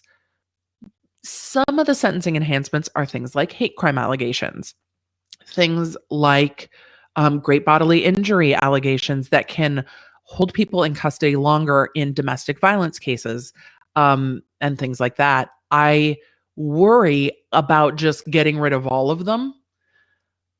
And I'm going to tell you why. With Steve Cooley, and I will, Chris, I will get to this in just a second. With Steve Cooley, he decided to change the policy with regard to the third strike law, and he was the first district attorney in California to do so. The third strike law in California says if you commit a crime in the strike category and a second crime in the strike category, the third crime can be a much more serious life case. You get sentenced to a ton more time. And it didn't say that that third one had to be a serious one. So you ended up with results like people getting pulled in on very small theft cases and facing life or quite a lot of time in prison because of the strike laws. And you had one strike, two strike, and then this smaller crime. And it's like, well, but there's this smaller crime. Yes, but there's these other two strikes. So now this is your third, and you can get sentenced to a lot more crime, a lot more time. Steve Cooley said, what we're going to do with that is if the third offense is also in this serious category, then we'll treat it as a third strike case. But if it's not in that serious category, then we're going to treat it as a presumptive second strike. We're not going to essentially strike you out with all this time on a case that doesn't fit into the category of all the serious shit. And that was controversial at the time, but he was like, no, this is proportional. It goes with the intent of this law that if you're committing multiple of these very serious or violent felonies, then it's appropriate to use this third strikes law. But if you've walked out of Target with an extra pair of pants, yes, it is stealing. However, is it worth the time because of these prior strikes? And so he changed a policy in that way. It was controversial, but I actually, as a prosecutor, I was like, no, I get it. This makes perfect sense to me. We're not going to strike people out over stupid shit, essentially. And that sat well with me. Saying we're getting rid of all strike offenses altogether does not allow for that discretion. And so with the Cooley policy, you go, oh, okay. So in this cases, we're giving leniency because we can. And in these cases that are violent offenses, then we're going to follow how the law is written. Fine. It gives discretion. I think that discretion is key when the office policies come around with the law. One of the office policies now is to strike all strike offenses, but strike offenses tend to be serious and violent crimes. And the strike law says prosecutors shall allege and prove. Shall is shall. Shall is not kind of if you want to. So when the policies say we're going to strike all of these things and the law says shall, I think that is not a policy decision for a DA to make because you can't just get rid of all of them because the law says shall. I think choosing how to enforce it becomes okay, we're not going to strike people out for a smaller thing. That is a policy and decision. But when it says you shall allege them, I don't think you can say we're going to ignore that. And so that's where I think there is room for legislature and room for politicians.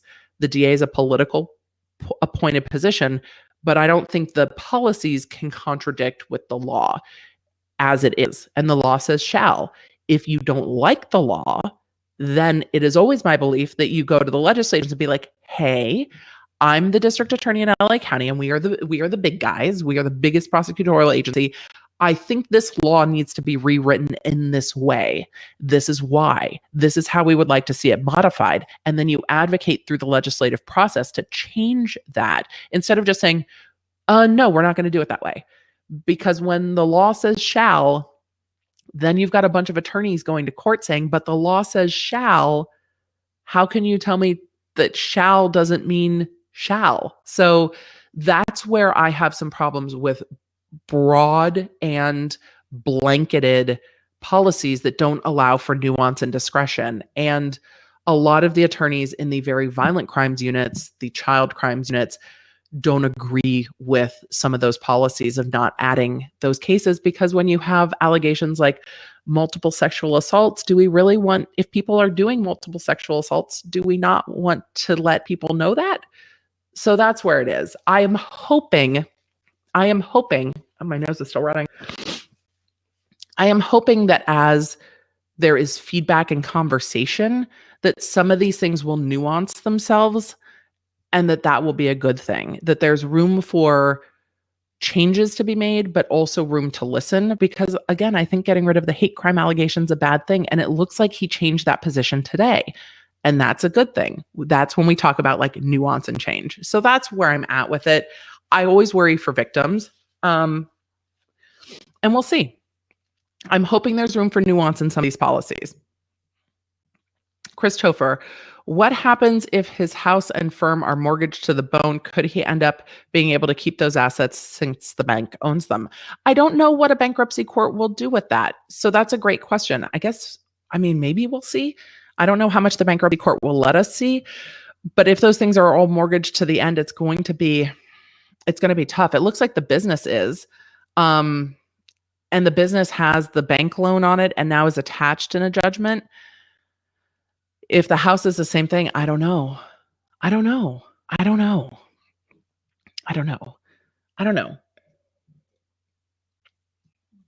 Betty says Erika didn't have anything to do with this, although I do think Erika is helping both of them sell assets and hide money under her name. It's possible. Andrew from Sherelle's YouTube channel said Tom was selling his plane on the side. I've heard that, and I like Sherelle's channel, so I will definitely go and take a look at that. But if they're selling the plane, the plane's owned probably under a different company, so we'll see. All the companies are going to have to get pulled in. Can we Postmate you another wine? No, I can't get Postmates where I live. It's okay. It's like, now I know. But that's all right. We can deal with a little bit of a stuffy nose. Hopefully y'all don't mind. Let me answer some more of these questions, and then it's going to be twinkle twinkle time. Did you all watch The Mandalorian? I want to know. No spoilers, but I want to know. Dinner's ready. Thank you for the super sticker. Jen, it's so good to see you. Planning a move out of California. It's definitely not safe anymore. Sad because I've lived here my whole life. Jen, I completely understand. I've seen a lot of my friends in law enforcement move out of California. I get it.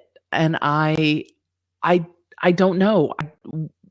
We haven't had a DA in LA County with some of these policies. And I'm not sure how it'll turn out. I worry for the communities that I used to work in, because those are communities that already have a difficult relationship with police. And when crime goes up in their communities, it takes time for crime to come back down. So I have concerns, but also that's who the voters picked. And I have concerns for those who aren't able to move. And I have concerns for victims of crime. We'll see what happens. I hope that there's some nuance to some of the stuff. Wendy says, it's bad when Mayor Breed and the San Francisco city attorney take out an ad in the LA Times telling Angelenos not to vote for Gascon. I mean, it is what it is. The voters wanted him in. I have to say that it's hard for me to also accept, because I very much liked Jackie Lacey, and she was the first Black district attorney in LA County. She was the first woman district attorney in LA County. She was very transparent. And I liked the way that she prosecuted, because she prosecuted with compassion, and she was a trial attorney. She had walked the walk and done the things. She went to trial. She knew the ins and outs of the job, and Gascon hadn't done a trial. So it's hard for me, because I also liked Jackie Lacey. So we'll see what happens. We can hope for the best. I'm cautious about it. I hope nuance develops in some of those policies. I really do. Jen, it's good to see you though. Tennessee's lovely. I like white wine to taste like wine autoimmune cell.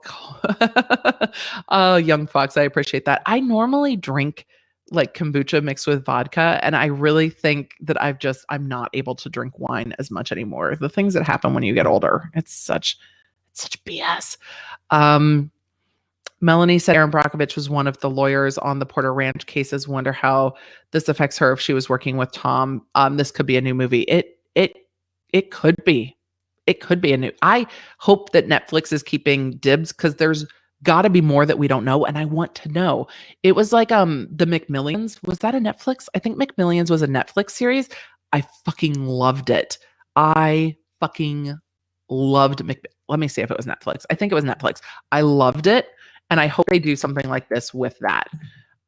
Me going to Netflix, not me going to absolutely me going to Netflix to make sure if McMillions was on there. If you guys haven't, if you have Netflix and you haven't seen McMillions, y'all. Yes. Okay. Wait, no, it's not. Where's McMillions? I wonder if it was on. I wonder if it was on. Could it have been on Hulu? I have too many things. I have the Hulu. I have the Netflix. I have the Disney. Of course, I have the Disney Plus. I really only need the Disney Plus, so I can just rewatch Mandalorian. But now I'm. Oh, McMillions is no longer. You've got to watch it with the HBO Max add-on.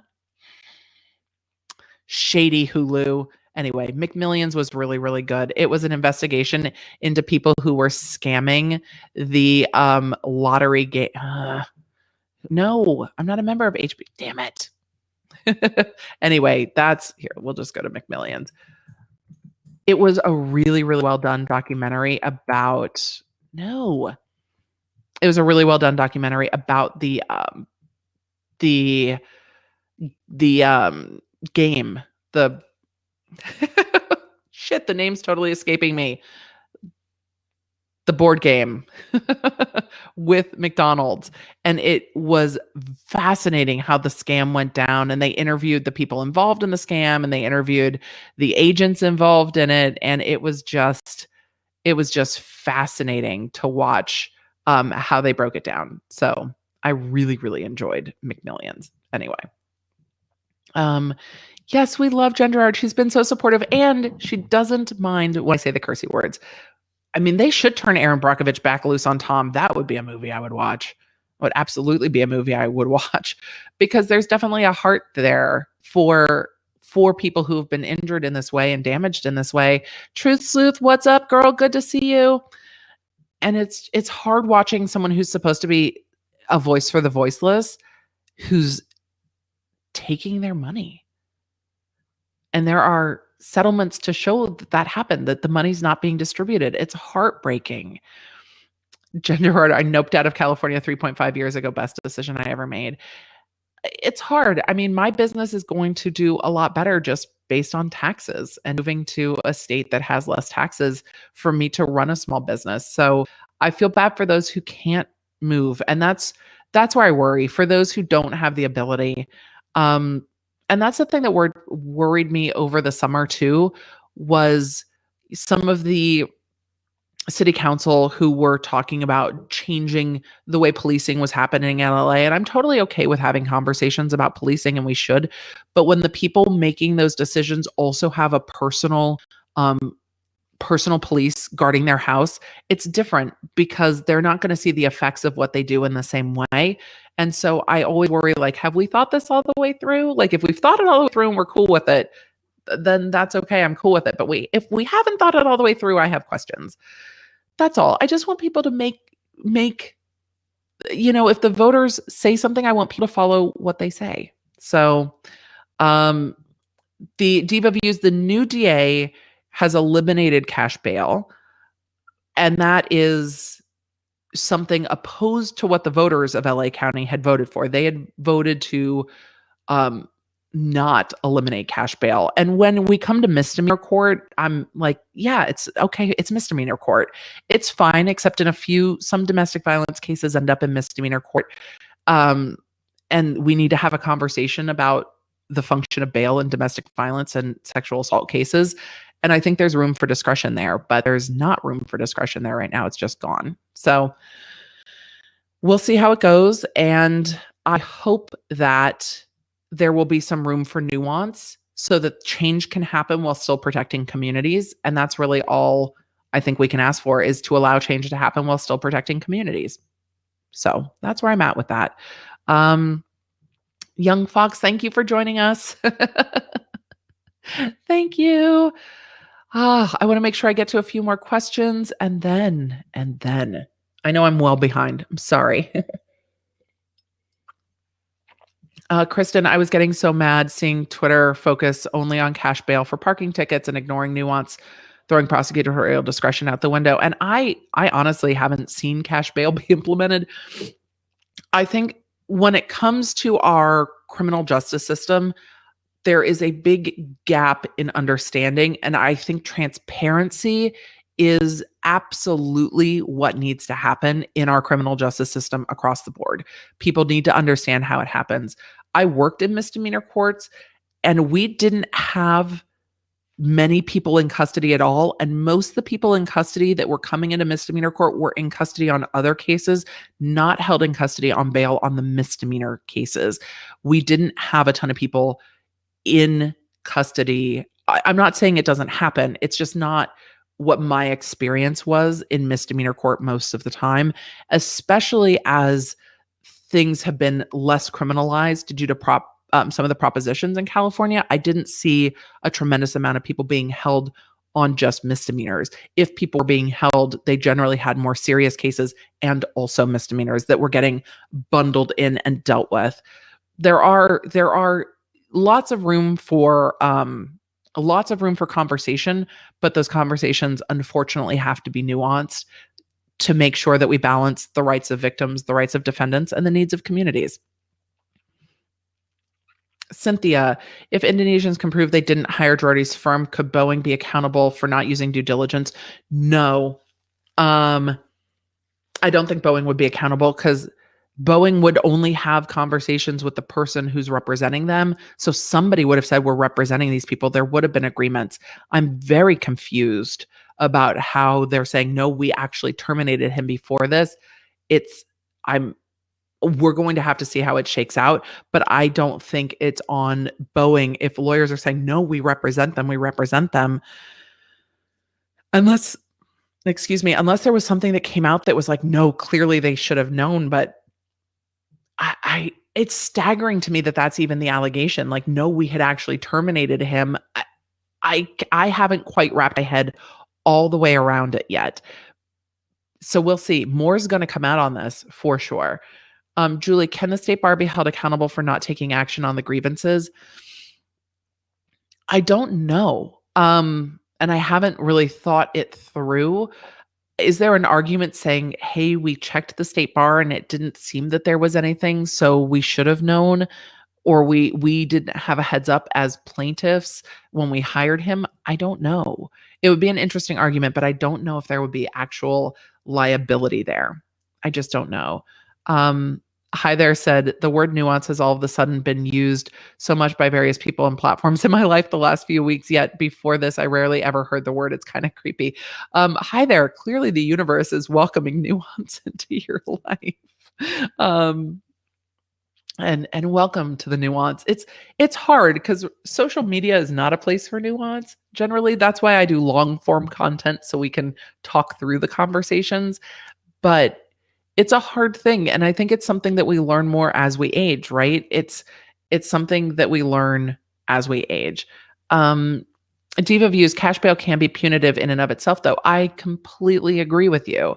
And that's why I think there is absolutely room for those conversations.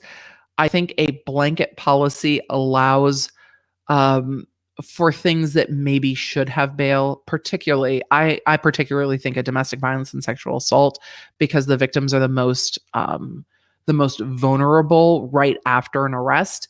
And that's where I think of like a blanket policy maybe doesn't help. Allowing discretion in cases where victims are at risk allows for a conversation. And that's where I think there's room for change plus nuance to move things forward. So yes, cash bail can be punitive in and of itself, and that is problematic for sure. And that is definitely a part of the conversation. So thank you for bringing that point up. I appreciate it. And then the chat all jumped and I lost where I was. So what is... Aaron said, please worry more about surging COVID cases in California. I live in downtown LA. It's not crime that's keeping me up at night. It's the COVID cases. And Aaron, that is a very, very fair point. And I think that is happening across the country. McMillions was on HBO. Thank you, Sophie. I didn't remember. I mean, maybe I watched it when we still had HBO for Game of Thrones. It was really well done. Thank you, Jen. I try. I thought it was on Hulu too. Thank you guys for all catching me up on McMillions. I appreciate it. This video and chat room are for... Yes, they are. Yes, they are. Yes, they are. Thank you, Diva Views. I want to make sure that I get to everybody, and then I'm going to start wrapping up because it's late and it's going to get towards time to head to bed. And my kids... Thank you. Monopoly completely slipped my mind. You guys all watched it happen live. Where I was like, whoop. The Monopoly game with McMillions. The Monopoly game. Mike M. Vodka and kombucha, spoken like a true ex-Californian. I had a squeeze of lemon. I do too sometimes, Mike. Thank you. Cheers. Cheers to Sacramento. I haven't done wine on stream in a number of weeks, and now I'm remembering why, but I'm already like in it. I didn't see Sloan come in, but hello, Sloan. The chat keeps jumping on me. Tennessee has no income tax, which is a reason I am not looking to move just yet. Yes, I love that Tennessee has no income tax and no corporate tax. You know, when we can move for tax benefit, I will. Like, I'm not going to move money around and move it offshore, but I'll move states for a tax benefit. I mean, I wouldn't have before COVID because we owned a business in California, but once COVID shut it down, it was like, I mean, we have time. We might as well. And we've loved it. Oh, Katya asked, what does cash bail mean, though? Katya, this is a great question. Thank you. As I have conversations about subjects and then not conversation in the subjects. It is when somebody gets arrested, charging them to get out of custody pending their hearing. And if people cannot pay the bail, they stay in custody. And that disproportionately affects people based on socioeconomic status and can be based on race as well, that we have a socioeconomic disparity in the United States that disproportionately affects minority and people of color. And that then can mean that people of color and people in various minority groups, BIPOC, have a much harder time making those bail numbers and then end up disproportionately held in custody until their cases go forward because they have to pay an amount or prove that they can pay an amount before they're allowed to be out of custody. So when you get arrested, you can be out on your own recognizance, meaning, hey, I'm going to come back, or you can be out with bail, meaning, hey, if you don't come back, we keep your cash. So thank you guys for asking that. I think it's a question, it's a conversation not everybody has. And I think different countries do this very, very differently. So thank you for bringing that up. Yes, McDonald's monopoly. Young Fox says, my partner is a sheriff, served in Atlanta, and is one of the most caring people I've ever met. And a lot of police are. I mean, it's not to say that there aren't police that aren't, but a lot of police are and go into policing to protect communities. I think that too. Thank you guys. I'm just wrapping up questions. Suzanne says, Emily, you are phenomenal in your podcast, YouTube player, and most important, your heart. Thank you. I will stay kind. It's what we do. And not everybody understands. And that's okay. We try to have conversations, and we try to have real conversations, and we try to help people understand what we're going through. So 100% agree. The criminal justice system needs to be transparent. It absolutely. And I think the transparency is one of the things that is the hardest to help happen. And this is part of why I do what I do and talk about we talk about pop culture. We also talk about the news, is because understanding the laws help bring understanding of where change can be made. And I say it almost every time I talk. We're not all going to agree on how maybe that change gets made, but I think all of us agree that change should get made. So even if we don't agree on what route to take to get there, if we're all working towards the same ends, I feel like change can happen.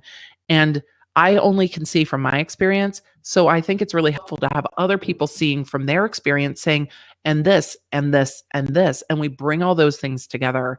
And that is where we can make change. And that's where, when I see people like screaming at each other on Twitter, I'm like, but maybe if we understood each other better and had conversations, then we could come together and say, oh, okay, so from your perspective, this, and from your perspective, this, and from my perspective, this, how do we get to the end goal and have that conversation? And I do think that happens in some spaces. It doesn't happen a ton on social media sometimes. It happens with the law nerds, and I love that. And that's why I really try to break down the laws that govern our lives, so that when we say, okay, this is where there's opportunity for change, that at least it's like, it's these laws that are causing these results. So let's talk about these laws specifically. And I think that that's helpful. I hope that that's helpful. I hope that that's helpful. So I hope so much. Young Fox said, my dog is named Cash after Johnny Cash and looks confused at the TV every time Emily says Cash. Hi, Cash. Thank you so much. I love seeing you guys have conversations in here.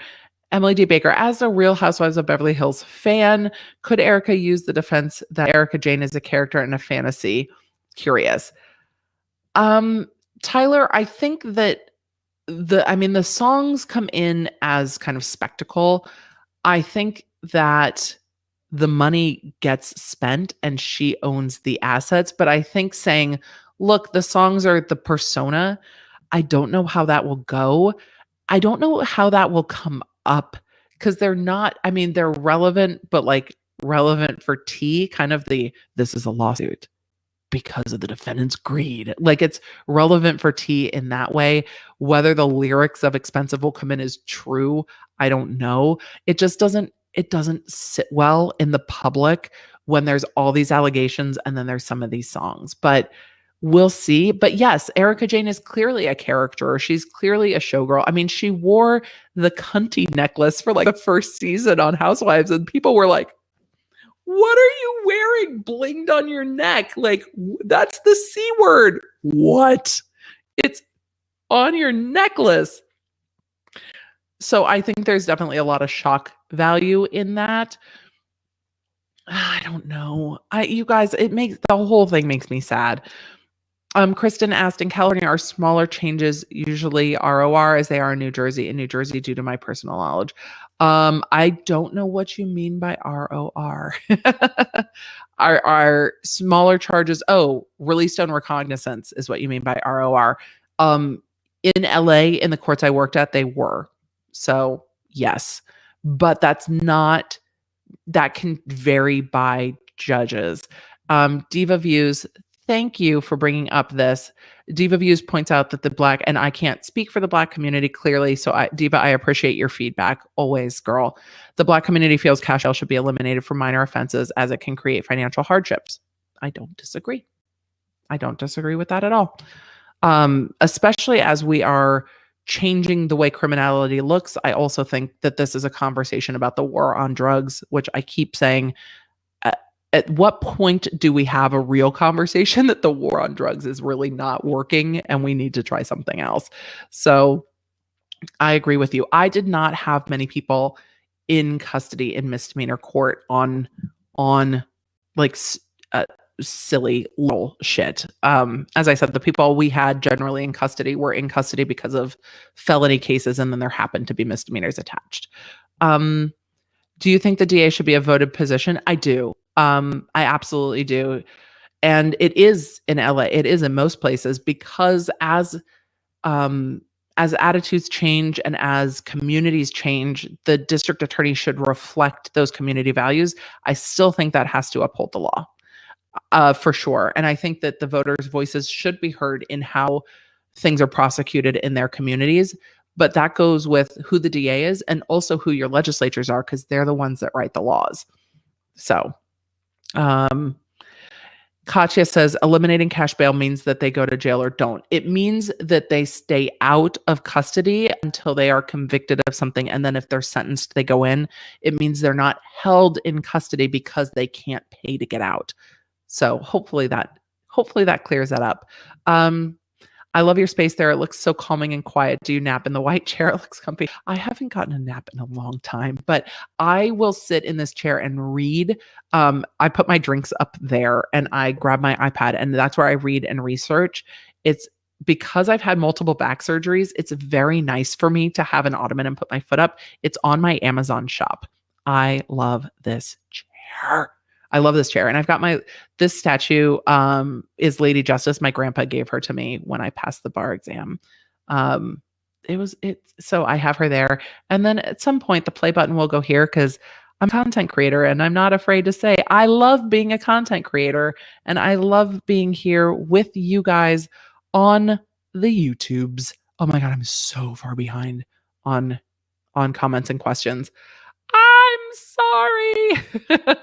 I'm going to scroll through. You guys, thank you for joining the channel. I saw some new members come in. Thank you. Thank you. Thank you. Thank you. I did, Suzanne. I appreciate you guys. Sloan, if you're here, your video on Snyder today was great. I saw somebody saying hi, but I didn't have a chance. You guys, we have to do an update soon for Brittany because there was another court date.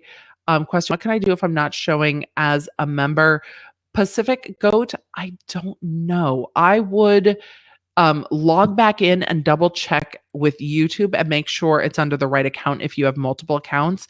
And if not, we will work with you to figure it out. So hit me up and we will work with you to figure it out. But YouTube generally manages those things. I don't have a lot of control over it. So I would try refreshing after you join and seeing. And we'll go from there. Let me make sure I get a few more questions and then it's time to go. The mods are like, yes, it's time to go. It's time to go. Carla, I agree too. And I think, one of the things I've said always is when people talk, listen. I don't always do that perfectly. I try very hard because I also like to talk. But when people talk, hear their stories. And I think the one thing that comes out of a space like this is we can talk to each other about our experiences so we can understand and have better empathy for other people's experiences than our own, because that's how we learn. And humans learn so much through storytelling.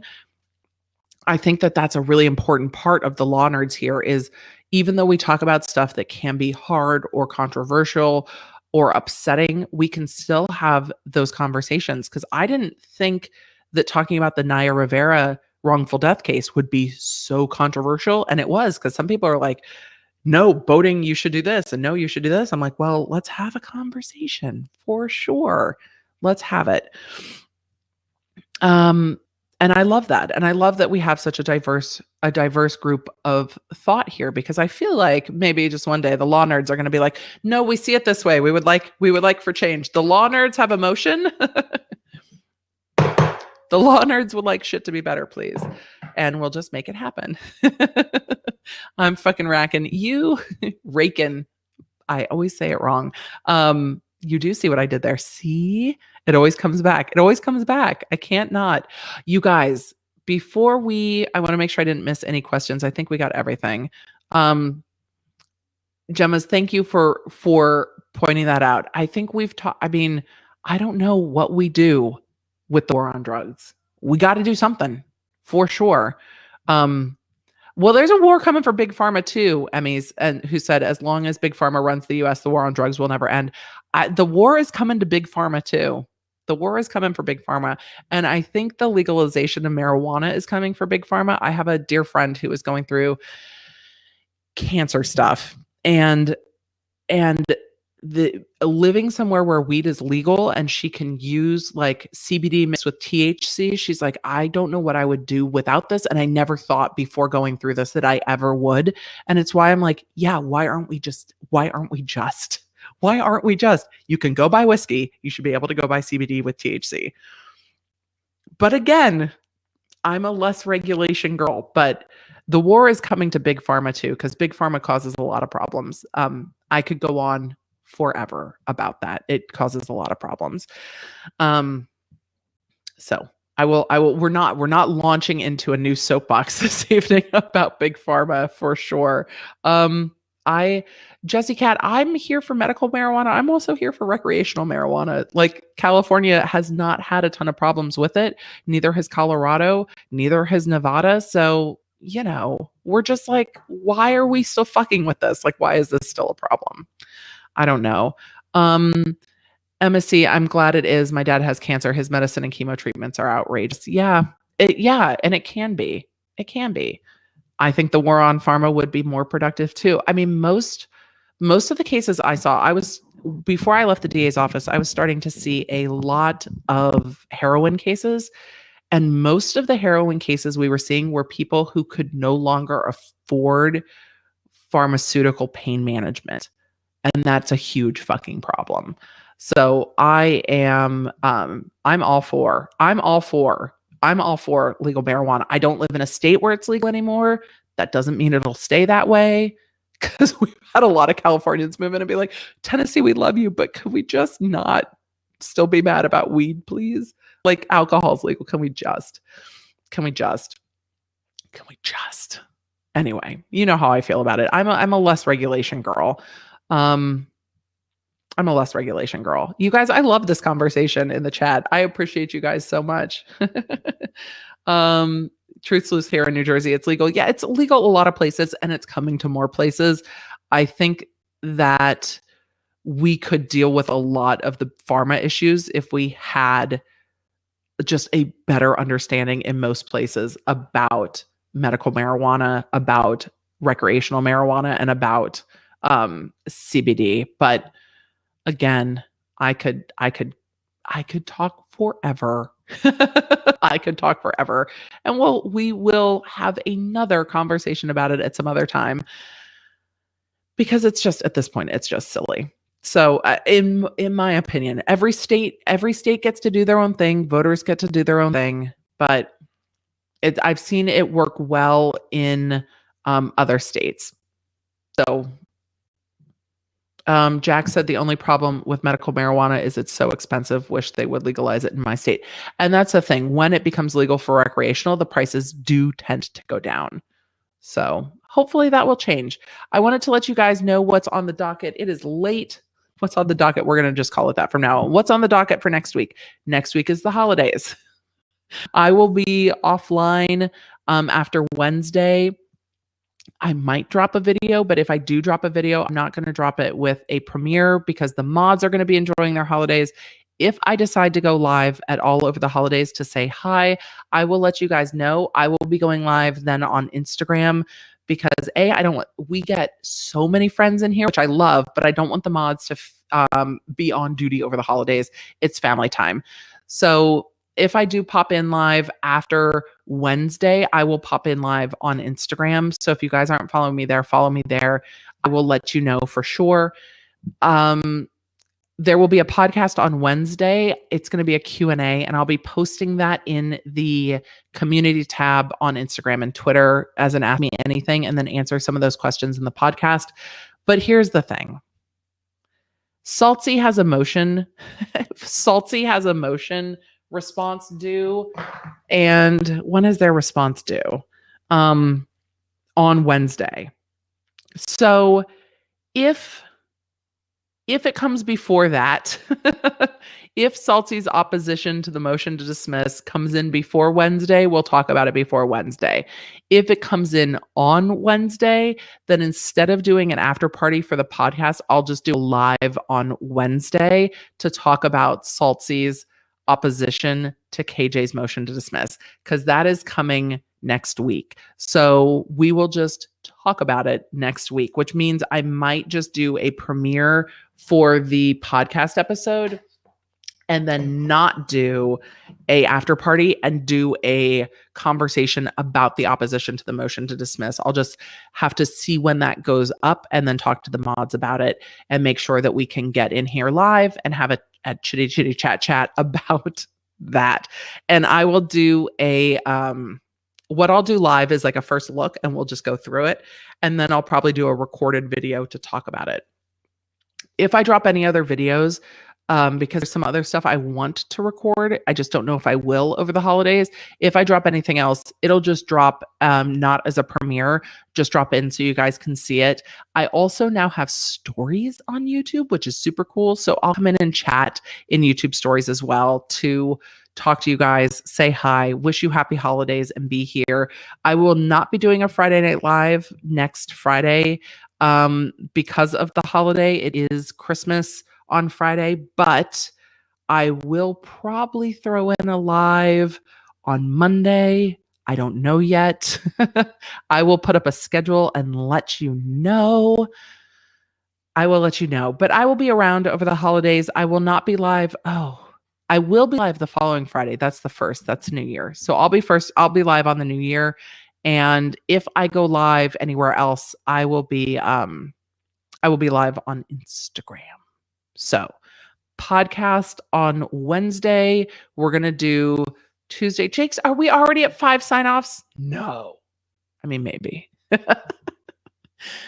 We will do coffee and cursey words on Tuesday. And then I will be here on Wednesday for the podcast episode in a chat. And then for whatever happens with Salty's response. So that'll either be Tuesday or Wednesday. It just depends on what day that goes up on Pacer, and we'll talk about it. And then I will be with the kiddos for the holidays. I'll be on social a little bit, but I'm not going to be doing a ton. And I owe you guys a After Dark video because we hit 69,000 subs. So the video about the Ringo is going to be recorded and dropped. So that'll be out next week. That's going to be an 18 plus. Like, I'm going to go ahead and set that to 18 plus now. Like, I'm going to set that to 18 plus. And we're going to talk about the Ringo, and we're going to talk about Twitch, and we might talk about Pornhub in that episode too. Like, we might do all 3 things just in one, so we can talk about all the adulty things in an 18 plus After Dark episode. And I can make all the inappropriate comments, kind of like my Harry Tubin is Tubin episode that ended up, YouTube marked it 18 plus. So I feel like I can talk about all the adult things in one video and make all of the jokes that I want to make. So that's going to get recorded because I can't wait to talk about the Ringo. So that's what's on the docket. Law Nerds, thank you for being here. I can't believe we've gotten to 69. I'm so encouraged that so many of you are here to have the conversations, to understand the law that governs our lives, and to just be a part of this fucking awesome community. You guys, I can't tell you how deeply appreciative I am, and how just honored I am that I get to do this. I love it. Joan, it's on my list. The Vanessa Bryant lawsuit stuff. It's absolutely on my list. I cried.